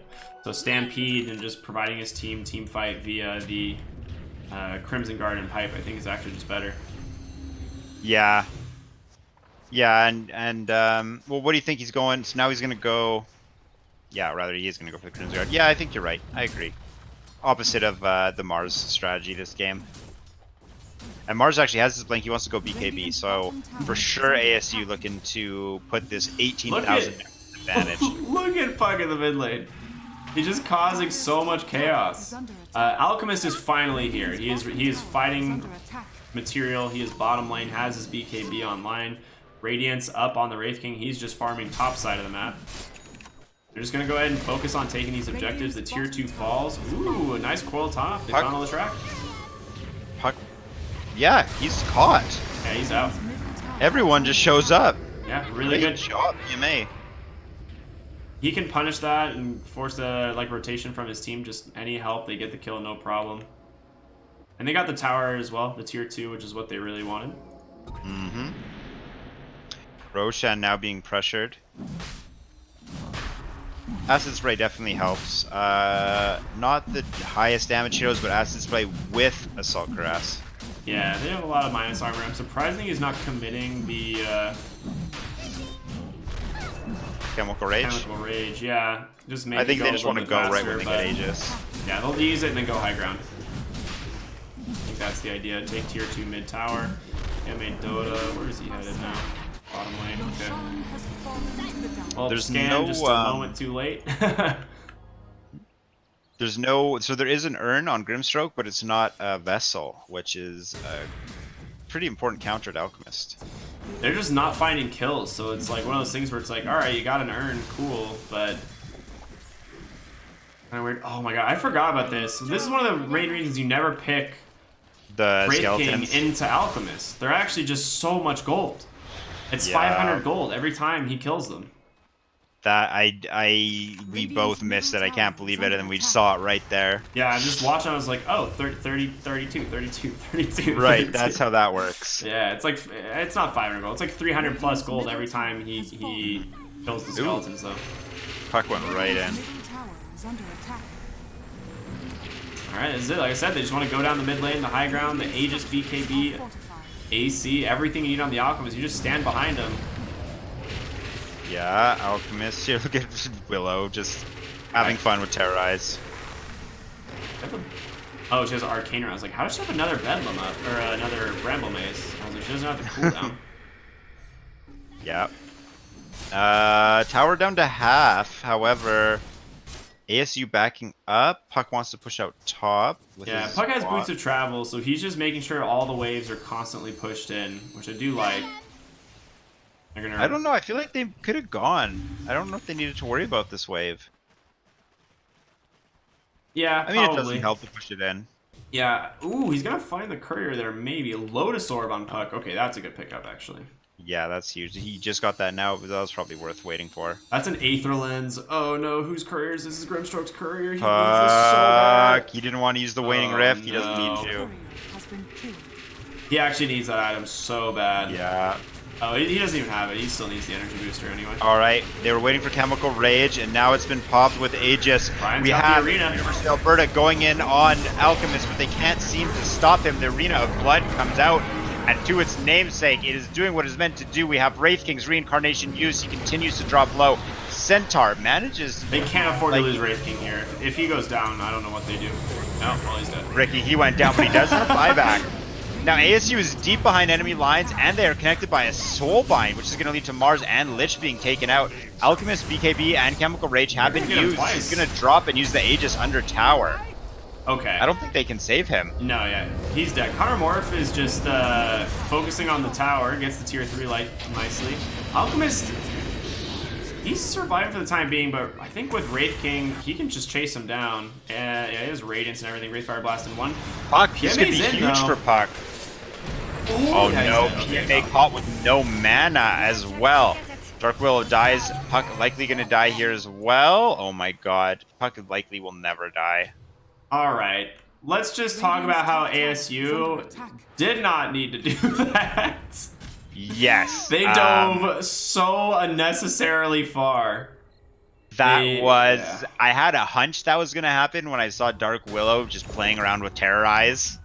Like, a couple times, I was like, yeah, but when it was like 20 times, I was like, maybe he could be hitting the tower. And then ASU definitely comfy with the lead they have, going too deep up into Alberta's base, and Alberta doing exactly what they should do, punishing them for it. Yeah, that was interesting. I mean, they definitely committed really hard to kill the Wraith King. He even pops the BKB on the Alchemist while having Aegis. So there's just like this moment of, okay, well, I'm going to respawn in their base without Chemical Rage, surrounded by 4 heroes. So it's pretty bad to try and deal with it. The one thing they have going for them, obviously, is just the fact that they are so far ahead. 23,000 gold into the side of Alberta. This is the lead you have when you have, like, racks down. One thing to note, though, is they didn't actually take the racks with Aegis and an arguably 20,000 gold lead. Leshrac does a lot of damage. If there's no BKB on this Alch, Leshrac can't actually do a lot to take him down. No, that's true. It was when the BKB ended and when Chemical Rage went down, Alchemist, there was nothing he could do. They got him twice for that. Alchemist going for Satanic. Bottom lane, they coiled the Oracle.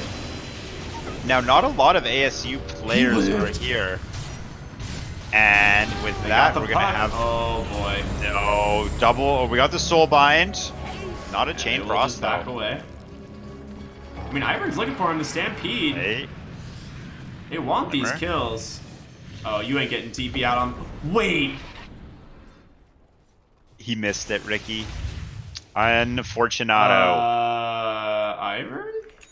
Ivern is not happy about that. That could have been a kill. Although you gotta respect he went for the stun there. He went for the blind stun instead of just like instead of just running in and getting the vision.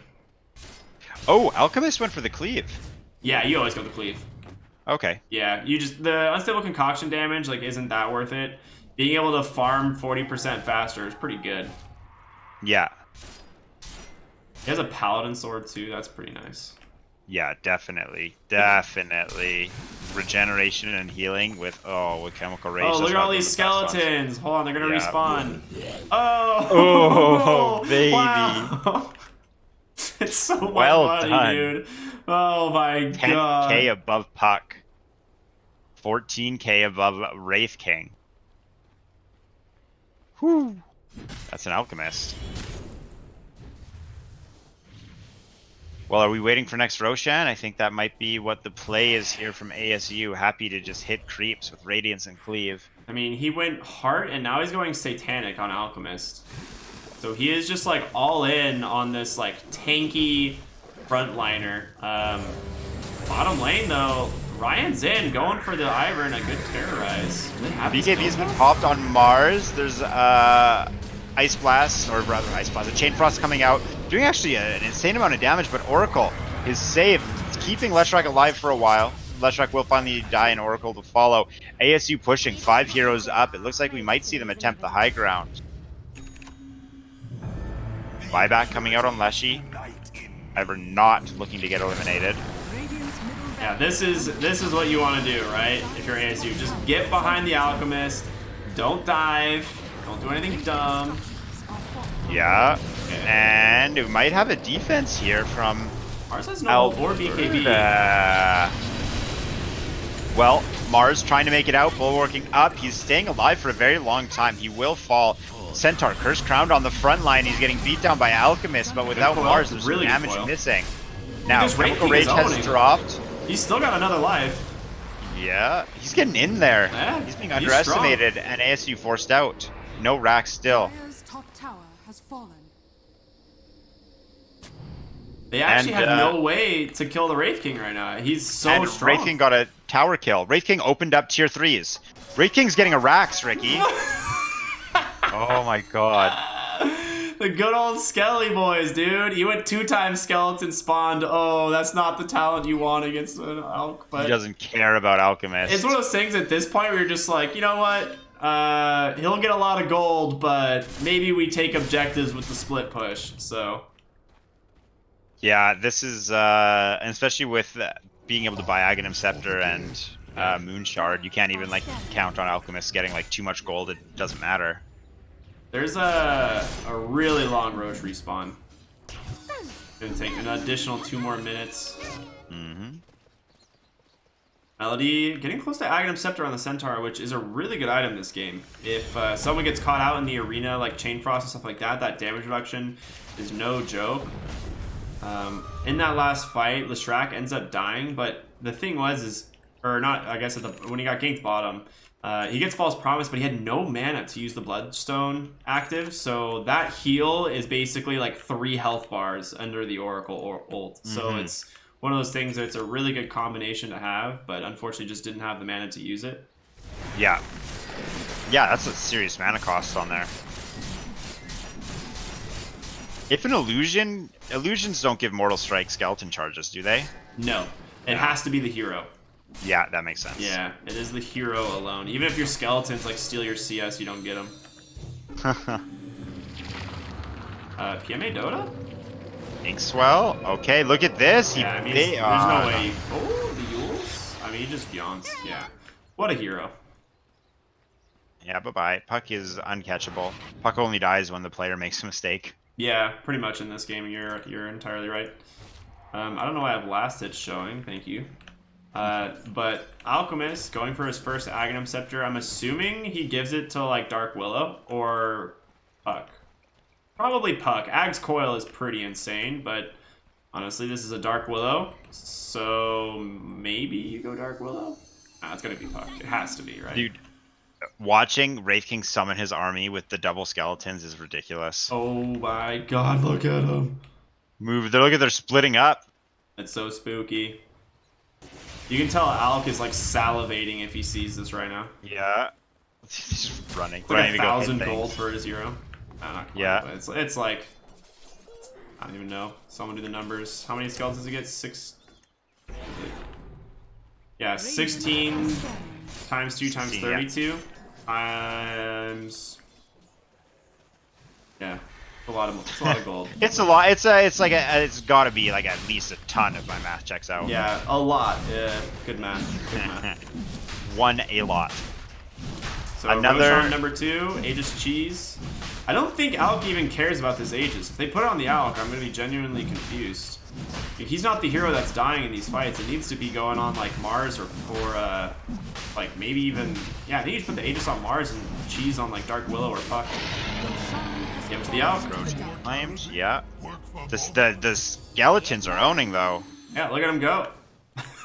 They last a long time. This bot tower is super dead.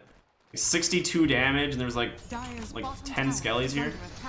Okay, well I guess Puck can just get across the map now that he has aced, and he went the skeletons are back. He went the orb distance instead of the waning rift cooldown. That's a good way to shut down the split push. Yeah, yeah. I do love the cooldown. I really do, but they're both really good talents.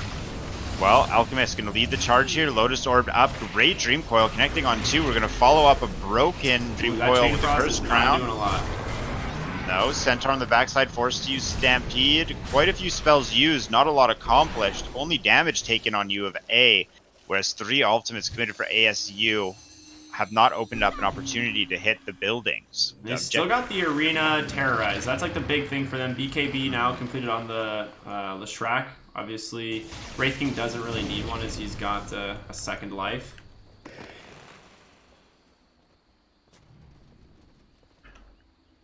Why doesn't that pin? Longtime Ryan asking a question, I'm sure, about Spear of Mars. Oh, you gotta hit it. You gotta hit the spell. Yeah, you have to actually hit your spell, bro. You gotta hit a hero before it'll pin someone. Oh boy. Omega for him. Well, ASU, here we go. Everything's up except for Chain Frost, which is 20 seconds left. So likely this next creep wave will see ASU attempt the high ground once again. Wraith King, just the skeleton army as well as his army just pushing the lanes. I like it a lot. Ooh, the skeletons are coming back though. They're hungry for the Lich in the mid lane. Okay, Alchemist leading the charge, beating down the tower. Glimmer Cape up. Spear of Mars pushes Leshrac out, but it's not going to do much. Split Earth will connect, but Alchemist is so tanky. They're really struggling, or Alberta's really struggling to kill it. There we go. The arena comes out. Mars pops his BKB, and we are in a full team fight, Ricky. Alberta with their backs against the wall, desperately trying to defend their racks, but the Alchemist, his health bar, it doesn't go below 100%. Centaur saved by Oracle in the middle of their team. Hopefully he can make it away, but he took a lot of damage. I think he should be okay. He is, but the racks are not. He denied the racks, actually.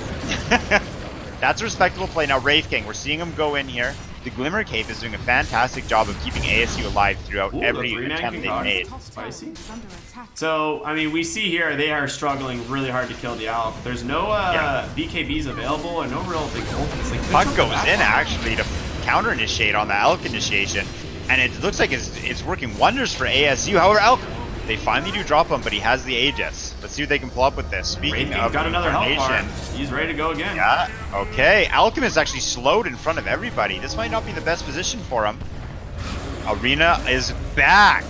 Spear gonna pull Wraith King out of the fight. Dream Coil holding everyone in the Arena of Blood. Standing on top of the Acid Spray and beside the Radiance Alchemist. Alberta's taking a huge amount of damage. However, it seems they're about to hold once again. Yeah. High ground. They lose one lane of racks, which honestly I don't think is the end of the world for them. It is really hard to push into this lineup, and Wraith King, once he's level 25, that Reincarnation cast Fire Blast is just so difficult to do because he just walks in and dies over and over again. He just doesn't care. Yes. Yeah, I love that. I also think it looks hilarious. 4 bounty runes are also collected, and a lane of racks, and a double damage rune. So they're 38,000 gold ahead, is what you're saying. I'm trying to say, yeah, approximately 38,000 gold ahead is what I'm trying to say. Quick maths. Right, well, I think we will see Wraith King hit 25. PMA Dota is so farmed. Like, he has 30,000 net worth on this puck, and that's without the 420 GPM talent that he used to have. He's doing a fantastic job. And he's got the Moon Shard. Yeah. Huge. Yeah, Is that for he has- himself? Yeah, he got the Aghanim synth from Alchemist, and he has Scythe picked up into Moonshard, so he's pretty much just banking on getting that. Hey, there's no way he's going Moonshard for himself, is he? I guess he is. He might be. Hey, what's Aghanim's Mars? You have like Bulwark for like 2-second cooldown in Arena of Blood. What is Or it? Rebuke? Yeah, Rebuke. Sorry, 1.4 Right. second cooldown on Rebuke in Arena of Blood. It's insane. Hey, yeah, that's crazy. Mars doesn't really hit too hard though at the moment. Anyways, he's got his support items. Yeah, either he will pick up Adesso or Puck will for sure. One of them will. At this point, you actually have to be worried. Like Leshrac, if he gets pretty tanky and a handful of items, like he's going for the Octarine Core next, this hero scales incredibly well. Leshrac is super scary as this game goes on. He has the level 20 Poison Nova. I'm sorry, not Poison Nova, Pulse Nova damage. Grimstroke, obviously a fantastic scaling hero as well. And if they get a Hex at all, which he is just doing up for himself, a double Hex Now is always that's a scary. combo. We'll see. I mean, Alberta definitely not willing to give up their tournament lives here. They're on the back foot, right? But they're playing it out. They want to make sure that they're going down swinging if they're going to go down. Exactly, and it may be Roshan number 3 is what we're gonna wait on, which is what you should be doing in an elimination match, playing very safe. Yeah, it'd be a pretty bad Roche 3 for them if they got the Ag Synth, because they got another Ag Synth already on the Dark Willow. The next one will be coming out. I'm assuming he gives this to himself, honestly.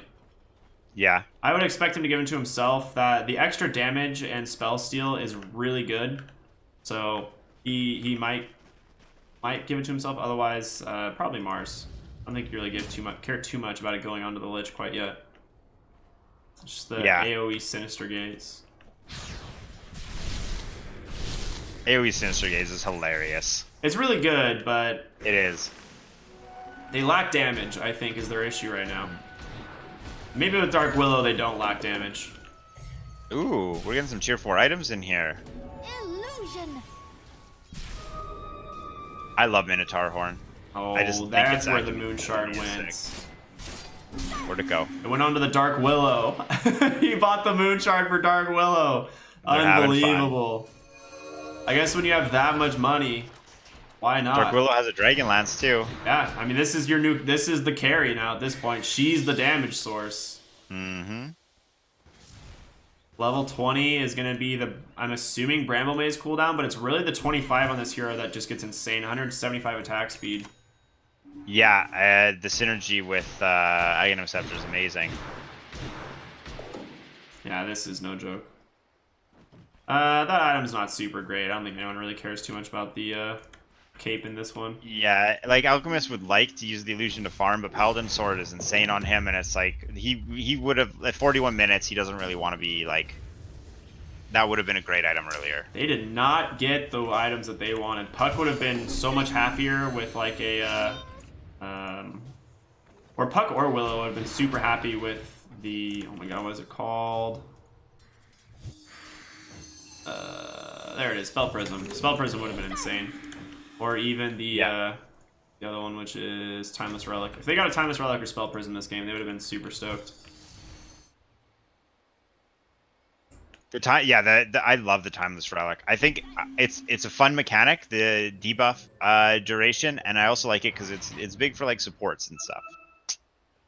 I think it's fun when you can enable the support role to really step up their contribution. Mm-hmm. Obviously, I guess the debuff duration is pretty much good on everybody. Puck's buying an Octarine. All right, Roche 3. I like it. It's an Egg Synth. Is it? That's unfortunate. So I guess he'll just take this one. No reason not to. The other one looks like it's on the Lich. So he'll take this Accent. Or will Mars do it? Dude, it's so much damage for the Alp. Because he wants to give the other one to the Mars. So he definitely takes the axe. Yeah, there you go. Because he wants to give the ag synth away so that he gets the bonuses. So he's at 90 bonus damage and 18 bonus spell amp. Right. So he'll get the 4th charge for giving it to the Mars. So that's... Oh, he just stole so much money from Alk. Well, He pings him immediately. He's like, bruh, that was mine. That's like it's like actually like a bad move to kill the skeletons with Alchemist on your team. There was so much money. This is way better. What's it, like 6? It's over 6 times better. Alright, Willow just slowly taking down the tower. Double damage out, going in. Well, Ring of Blood is used, Spears missed, but it's not going to matter because the BKBs were up. Leshrac running through the Arena of Blood. Centaur deep in the team and going deeper, and now Feared. He's running away from his base, but he's so tanky. Yeah, ASU actually really struggling to kill the Sentinel, saved by the Oracle. Puck is the hero they want to get. A Cheese will keep her alive a little bit longer, and so will a Yules rather. Alchemist moving in with Mars. We're looking to get a kill on Leshrac, but Oracle on the backline is sitting there free casting, saving everyone on his team. We actually have Centaur taking out Mars. This is insane, fantastic job from Alberta. But Wraith King has fallen. He doesn't have a life from his ult, so he has to get a life from buying back. They got Puck. Or rather PMA they caught. finally brought him down. They're defending their high ground. Centaur once again very deep. ASU didn't learn their lesson, not realizing they can't kill him. Boots of travel not going to matter. Oh, they are. Puck does make it in. Centaur still playing deep. Wraith King with no buyback. He's the target, but he's pumping up damage. He's got reincarnation too. Oh my gosh. Wraith King is ready to rock and roll here. There's the Wraith Fire Blast. Arena of Blood won't be there when he's back, but without buyback. Wraith King unsure, hesitating. Not wanting to go in. They held. And look at bottom again. Wraith King Skeletons took another tier 3. Oh my gosh. Oh my gosh. They actually can't end. There was a lot of buybacks though. Radiant committed 4 buybacks for that defense. The Grimstroke, the only one who hasn't used it. Grimstroke keeping it up. Speaking of keeping people up, Oracle. My gosh, he was unhindered that fight. He just played in the backline. He hit every single button off cooldown, exactly what he needed to do. What a fantastic job by him. Look what Lestrac's carrying. Look what Grimstroke's carrying. Oh my god, the jungle items for the side of Alberta are so good.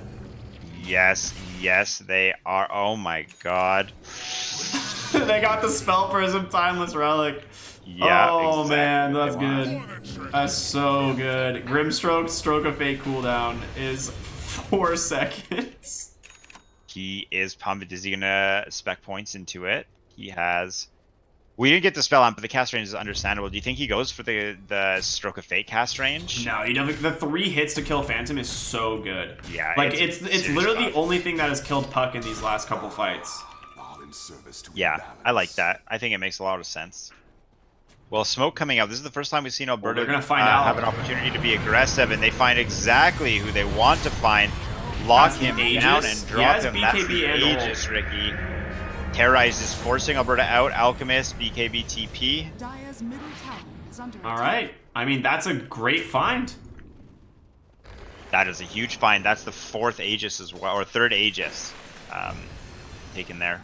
This is the first time Alberta, I think, has felt comfortable walking out of the map and at a 52,000 gold deficit.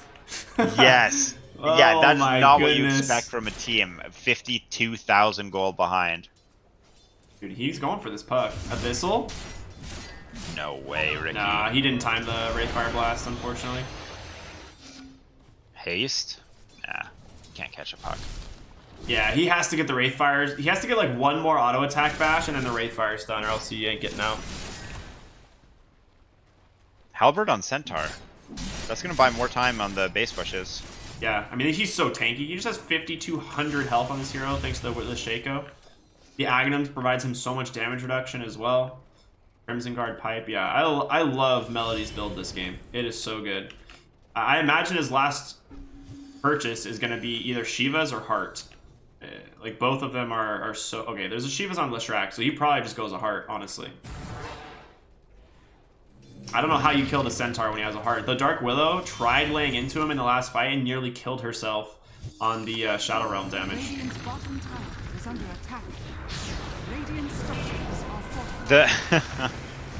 The Shadow Realm is so funny to watch. I love it. Yeah, she bought another moon shard. So she has the consumed moon shard and the extra moon shard. And she wants that level 25. Look at this. The siege. She's artillery, man. Yeah. Okay, Chain Frost goes out, not doing too much, especially because BKB is popped. Terrorize goes out as well, I think doing literally nothing. Ooh, now the Arena of Blood connected on 4. There's a great Soulbind and a Hex to follow. Dark Willow on the backside. Boom, boom, boom. Shooting. Constant Shadow Realm attacks. They just don't have the damage anymore. They're lacking it. They lost. They went in and they didn't kill anybody. Yeah, Leshrac ends up getting saved by Oracle. They can't find him. Lich Oracle. TPing out. Oh no. They gotta. Makes it. Oracle has like he gets to do exactly what he wants to do. He's just hitting all of his buttons every fight. No one's stopping him. I think Wraith King actually just goes Divine Rapier instead of MKB here. Or instead of BKB? No, I think he should have just gone Divine Rapier instead of the Monkey King bar. You know the what? biggest thing he's struggling is the True Strike that he needs, and he's not dying. I don't think he actually dies ever again this game. I agree, especially in an elimination match. I think this is the best time to go for a Divine Rapier.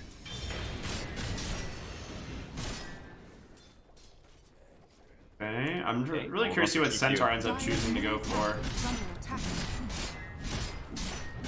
Here comes the skeletons, baby. The extra push damage. Tier 2 taken out. Puck gets hexed. Oh, he's got Aeon Disc. He should be fine. Okay. He has Aeon Disc. Oh, he's still silenced though. Grimstroke. They can't stop him. Yeah, good hero. And he's gone. Bye-bye.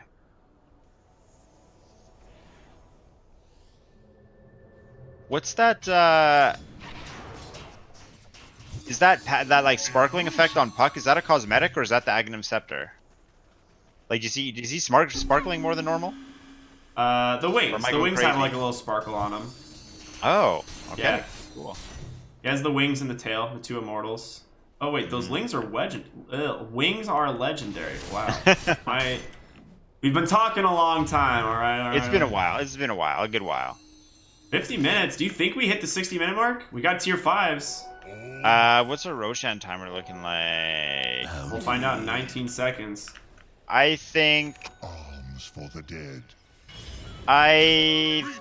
we will hit the 60-minute mark. You think so? I mean, so. ASU. It's on ASU to close it out. I don't think Alberta makes it to the high ground unless ASU like severely mess up. I think, yeah, like Alberta's just going to keep hitting creeps until ASU tries to make a move, and Alberta knows they can hold a high ground. They've done it twice in a row. They're just going to wait for ASU. At this point, I think Alberta knows the gold lead that ASU has is unable to close the game out. I don't think they realize how severe it is. We have a fight going out here.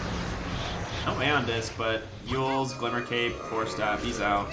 He did go Stroke of Fate cast range, Ricky. Did he? And I agree. I think Phantom would have been the better choice. Yeah, Phantom's hit is so good. You can see that Phantom is already giving Puck a hard time. It's alright though. At the end of the day, like it's not a bad ability. It allows him to just like de-push from so deep inside the base in fights. Gives him a lot more range. Do they have a telescope? Yeah, they do. On the Oracle as well, so he's pretty good. Pretty happy about it. Do you have 25s yet? Okay, we have a lot of 25s. We need to talk about these. Centaur, Hoof Stomp duration. That's always like such a good ability. The Hoof Stomp duration is no joke. Leshrac got his. That is going to be the Edict Explosion. So if they make it to the ASU base, that thing's dying real fast. Yes, sir. Puck, we already know about that one. He's actually almost level 30. Dark Will is just having fun. Oh yeah, I mean she just all she had to do was get to her 25. She now has the attack speed bonus. She's ready, man. Let's see it, Dark Willow. Do the thing. Do the thing. Ow, wrong spell. I'm pretty sure she farms faster just attacking, but there it is. okay. You know, that's pretty cool. That's fine.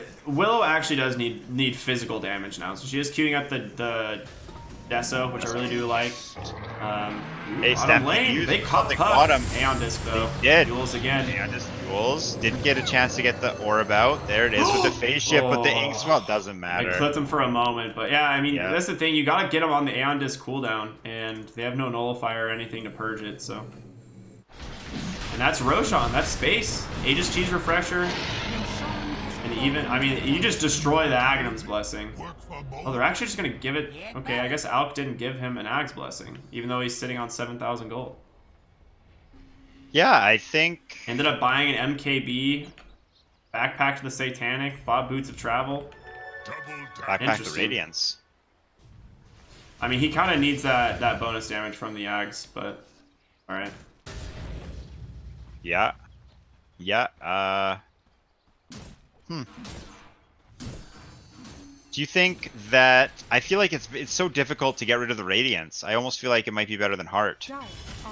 Because just like the mischance, like you're keeping your team alive. Yeah. I mean, at this point, he needs the MKB for sure. Like, the Radiance Yeah. is just too much of an issue for them. The Halberd on Centaur as well is just too much for him to deal with. What's Leshrak's spell damage, actually, with this? Yikes. 40%. He's looking pretty good. That's pretty good. He has 40% spell amp on a Leshrak. That feels really good. What, we already got the Diabo Edict, yeah. Bottom lane, the Hex. He finally caught the Puck. I mean, they got And this he time doesn't for have sure. it, does he? Yeah, no Aeon Disc. That's what I'm saying. You Use have to play the Magic Aeon Line. Disc timing and try and catch him. Ow. Oh, he tethered. But yeah, he's super fast. He's walking away. Arena just in case to stop him. Yeah. More skeletons to go farm. What does Wraith King even want at this point? He needs an Ags and a Moon Shard. I don't think you can afford to get rid of any of his other items. I still think Divine Rapier would have been better than MKB. Oh, he literally already bought an Ags, so never mind. So now he has Ags. Ags is insane on this hero. If anyone on his team actually dies, it's pretty sick. Yeah. It's fun, too. You know, my most experience with Wraith King Eggs is in Overthrow. Oh, really? It's so common in Overthrow. People love it. That makes sense. Yeah, Yeah. that's really funny. So many people dying constantly. Yeah, you just run around, stand with your team. Well, Oh. look at this. U of A actually picking up bounty runes. They have 52,000 net worth lead, and U of A is just playing. They just, as if it's just an even game. All right, you get your side of the river. We'll take our side of the river. Yeah, I mean, it's so hard for them to close out. The Alchemist doesn't like going to 60 minutes, and we're about to hit it. I mean, the 60-minute items could legitimately break this game. Yes, that's what I'm thinking. If they get like a Stygian Desolator or the Fallen Sky, even what is it, Mirror Shield is just insane. So there's a lot of good things that they could pick up. Stygian Desolator on Mars might actually be game winning if they get it. Yes. Or Puck even. Puck has been double hexed. There we go. Now the Aeon Disc is out. And the Arena of Blood. We're going got into the the Oracle. King Boss is bouncing. Oracle, rather Wraith King dropping down. Oracle managing to stay alive just barely before he's popped when his ult ends. ASU, this might be what they need. However, on the backside, we see Lich gets obliterated. Alchemist now dropping extremely low, surrounded by skeletons, which he cleaves down. Mars and Alchemist teaming up to try and stop the Wraith They got King. double buybacks. They're coming. But it doesn't look like Wraith King wants to stop. Centaur teaming up with Wraith King and Grimstroke turning around. They drop the Alchemist. That's the Aegis. Dark Willow damage coming out. Dropping. Barely unable to finish. The Oracle is still alive on the backside. Centaur is still Inside alive in the through middle all of the this. fight. I think we're going to see Alchemist die here, Ricky, and this could That's not a be dieback good on for Oracle. ASU. Mars taken out. Alchemist still low. Heals up right in the middle of them, turning it on Wraith King. Now Wraith King managed to get his reincarnation back. Dark Willow on the left Leshrak alone, as full well. binded They're up. losing so many heroes. They have to get some kills here. They're in a lot of trouble. Leshrak staying alive with the Aghanims. There we go. Centaur staying alive with the Aghanims, helping the fight out. Wraith King staying alive. Everyone getting Aghanims. Yeah, nothing they can do. He does get a kill on the backside. Finishes off the Lich. Wow. Okay, buybacks coming Every out. buyback in the game other than Alchemist has been used. Now 4 versus 3 up the high ground. No Oracle, no Leshrac, no Lich. They've got to catch ASU. they got to catch the Puck or the Willow or somehow. Yeah, now ASU seems to just want to go for the objectives, which will force into a fight by an Alberta in the Ring of Blood. Wraith King dropping extremely low, pops the reincarnation, and there's the blast. The Hex on the back line is going to potentially set Wraith King up if he can ever stop getting controlled. There we go, finally gets the BKB up. Now it's Alberta's time to push back. Boost Stomp, Wraith Fire Blast, counter with the BKB from Alchemist, and once again Alberta are pushed back to their fountain. Willow plays way too up and gets taken out. Wraith King with that hits level 30. Wraith King has every talent. Yeah. Centaur getting into the base there is huge. He has to survive. And Willow going way into just is too much. With the... Oh no, that was actually a pretty good Lotus, buying time from Wraith King here. Mortification used Wraith King once again as reincarnation. He's ready to die. He's gone right in. They disarm him. They know they can't kill Wraith King. They don't want him to die, so they just want to hit the racks. And Wraith King Centaur pushing out ASU 2 versus 3. Alchemist. They literally can't kill Centaur. Double edge him. They're gonna abyssal him. Oracle's back up. Mars wants to help, but has no mana. Great purge, getting exactly what they need. Oh my god, they're healing up the Centaur. They do take out Alchemist. He does have buyback, as you pointed out. Going deep, Wraith Fire Blast. Not the BKB, but the Minotaur. He gets the blink though. That gave him his blink time. That was a really good Minotaur horn. He was gonna go down to the Radiance, but gives him the distance. 2 lanes of racks now. Wait, they lost top barracks? They lost top barracks. How is that? I mean, I don't even know. They must have had skeletons. Skeletons or something, just a big creep wave. Since I mean, the fight went on so long that there was probably just like a quadrupled wave that just walked off. Yes, sir. Well, Ricky, less than a minute. Oh, I was gonna say 40 seconds now until these big old items come out, and Alk is dead. So this gives Alberta a pretty big timing, honestly. What are your DG Wraith King? What are your thoughts on 60-minute items in general and their like high impact on the game, and also like what 60-minute items do you love and want to see this game? I mean, Fallen Sky is just probably arguably the best tier 4 item, or Stygian Desolator for this game for sure. Like, it's just so much catch. It's an insane amount of damage. If Wraith King gets like a Stygian Desolator, he just has 600 damage with a 12 armor reduction. What's your favorite tier 4 item? Do you have one? I love the Fallen Sky. I've played with it once and it was so much fun. Yeah, that's 60 minutes, baby. Here it is. Let's see. Are we gonna get a team getting the items right away? I mean, it needs to be Alberta. They need to go into the jungle and clear some of these jungle camps. Yeah, innovation. There's a rapier on Puck. So I was gonna say, once he gets level 30, the Dream Coil Rapid Fire, he 100% goes rapier. He's got 30. He's got 30. There's the Stygian Desolator. You've got to be kidding me. You put it on Puck. You definitely put it on Puck. This is like a game-winning item for them. I was like, he goes rapier, Stygian Desolator, and has the Coil Rapid Fire. Puck currently there. He's got it. Yeah. That is the item. Book of the Dead. I don't know who picked that one up. The Radiant. So that's gonna be on Grimstroke. It looks like very good item. Allows them to push, but there's Mirror Shield, and they get the Stygian Desolator on the Wraith King. Yes. Oh. Okay. Both teams got it. Ex Machina. I mean, that's pretty good. Ex Machina is a good ability or a good item. 20 armor, and it's a item refresher. Yeah. So I think you'll put that on, honestly, Mars. I don't know who else you would put it on. Put it on Lich. Double BKB. And double There's no way you put it on Lich. It definitely goes on Mars. Yeah, I even think Alchemist might be able to, unless he has something better. Like Satanic Abyssal BKB. Could be pretty good. Wraith King just has 500 damage. The Ballista. That is unfortunate. No. Oh no, that is not what they wanted. They got a Spell Prism at least for Oracle, which is insane. So this dude's cast range is through the roof. He can just sit so far back. I want to see Oracle with Ballista, even though I know Telescope's sick. Or not Oracle, sorry. Dark Willow. Yeah. That would be fun. So both teams have gotten all of their items. They pretty much got identical items almost. Pretty close. They both got Stygian Desolator and Spell Prism. Spell Prism's going to be on the Lich, but having Mirror Shield on Alchemist Or he went Ex Machina, and Mirror Shield is going to be on the Mars. Both of those items are very, very, very good. And Yeah. I think this might be unfortunate here for the side of Alberta because they don't have... They're basically lacking 2 tier 2 items. They're essentially useless for them. They put Ballista on Rimstroke? I mean, there's no way that's better.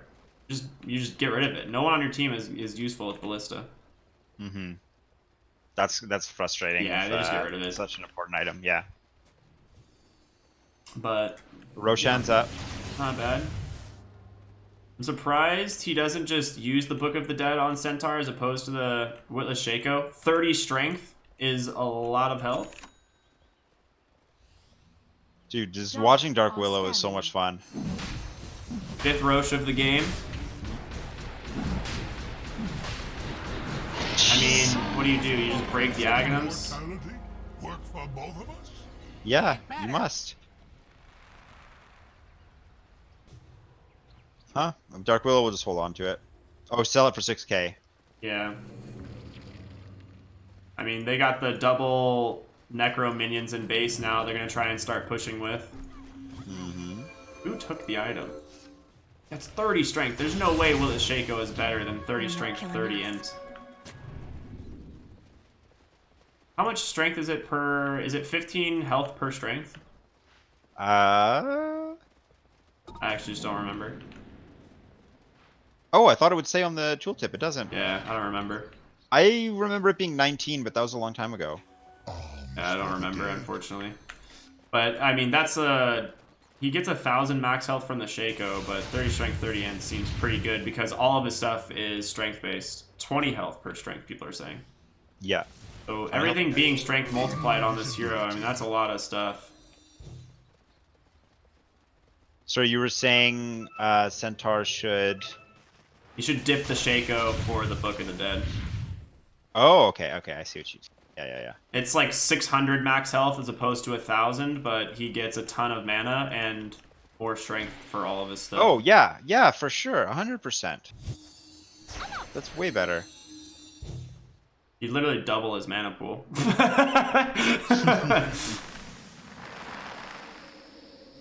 Okay, well here we go. Alberta, they have half a Rax bottom, Rapier, one Rax Unpug, top. everything.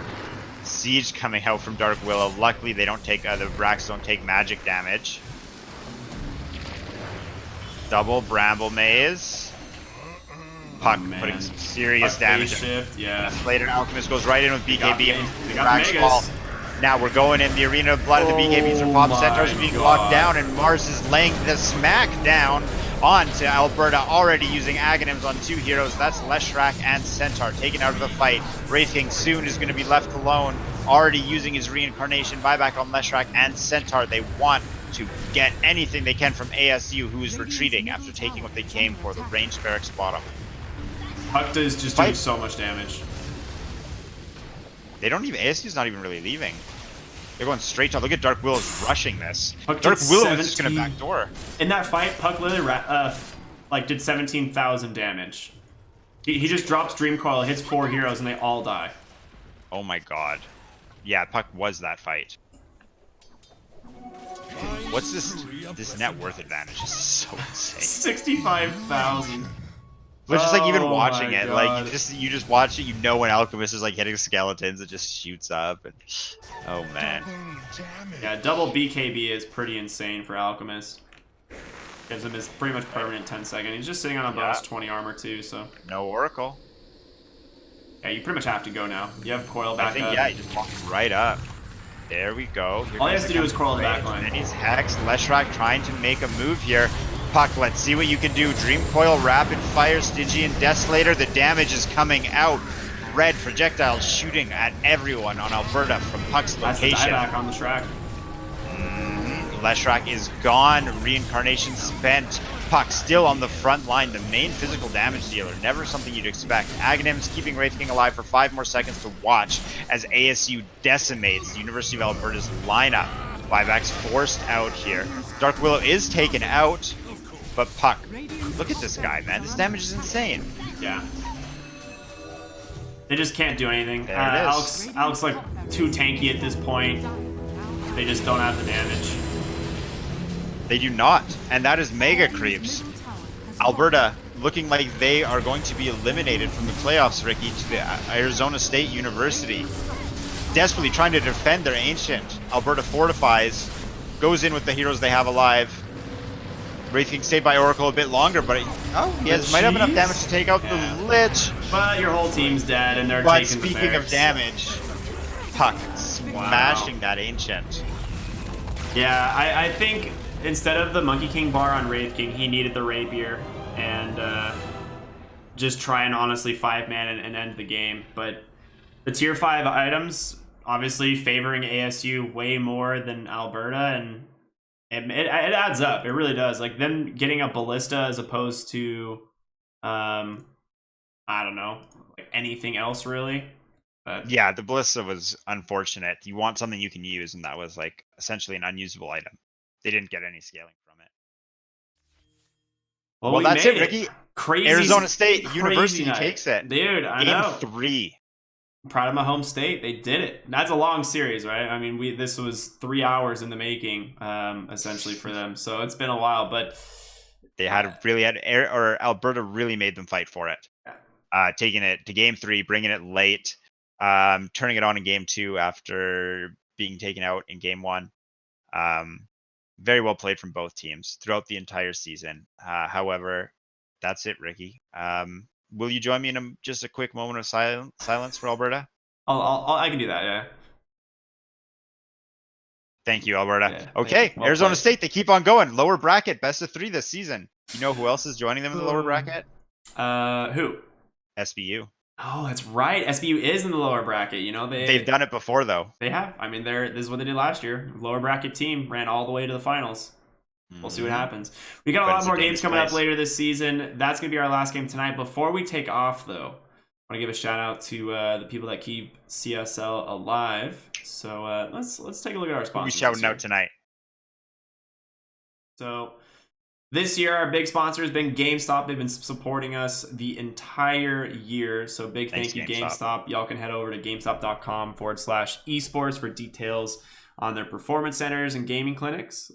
We also we're doing a series of weeklies this year. I want to say the last one is this weekend. So if you haven't checked them out, you definitely should hit the last one. It's really, really, really cool. Last but not least, HyperX is our big sponsor this year for peripherals, and they've been supporting us all the way to the grand finals, which is going to be happening in April. So definitely make sure to check that out. So shout out to HyperX. Thank you guys for supporting us. We very much appreciate it. I know CSL. Obviously, we appreciate them for giving us the games and for giving us the places to cast, and it's been a lot of fun, man. Oh, yeah. Thank you very much. Any final thoughts, Carlo, before we end the stream? I'm done. That's it for me. Long Thank night. you, Ricky, for joining me. It's been a great night, though, and I'm looking forward to more nights like this in the future. It's sad we're down to it's awesome to be down to the best teams, but it's sad that every week we're down to fewer and fewer teams. Yeah, you hate to see him go, but hopefully happy they go with out the in good season. fashions, right? I mean, and definitely tonight, Just like Alberta that. played a phenomenal series. So, All right, well, we'll see you guys next week. all right, take care. In your area, just head over to monstercat.com/events and take your pick. Now let's get back to the music right here on Monster Cat's Call the Wild.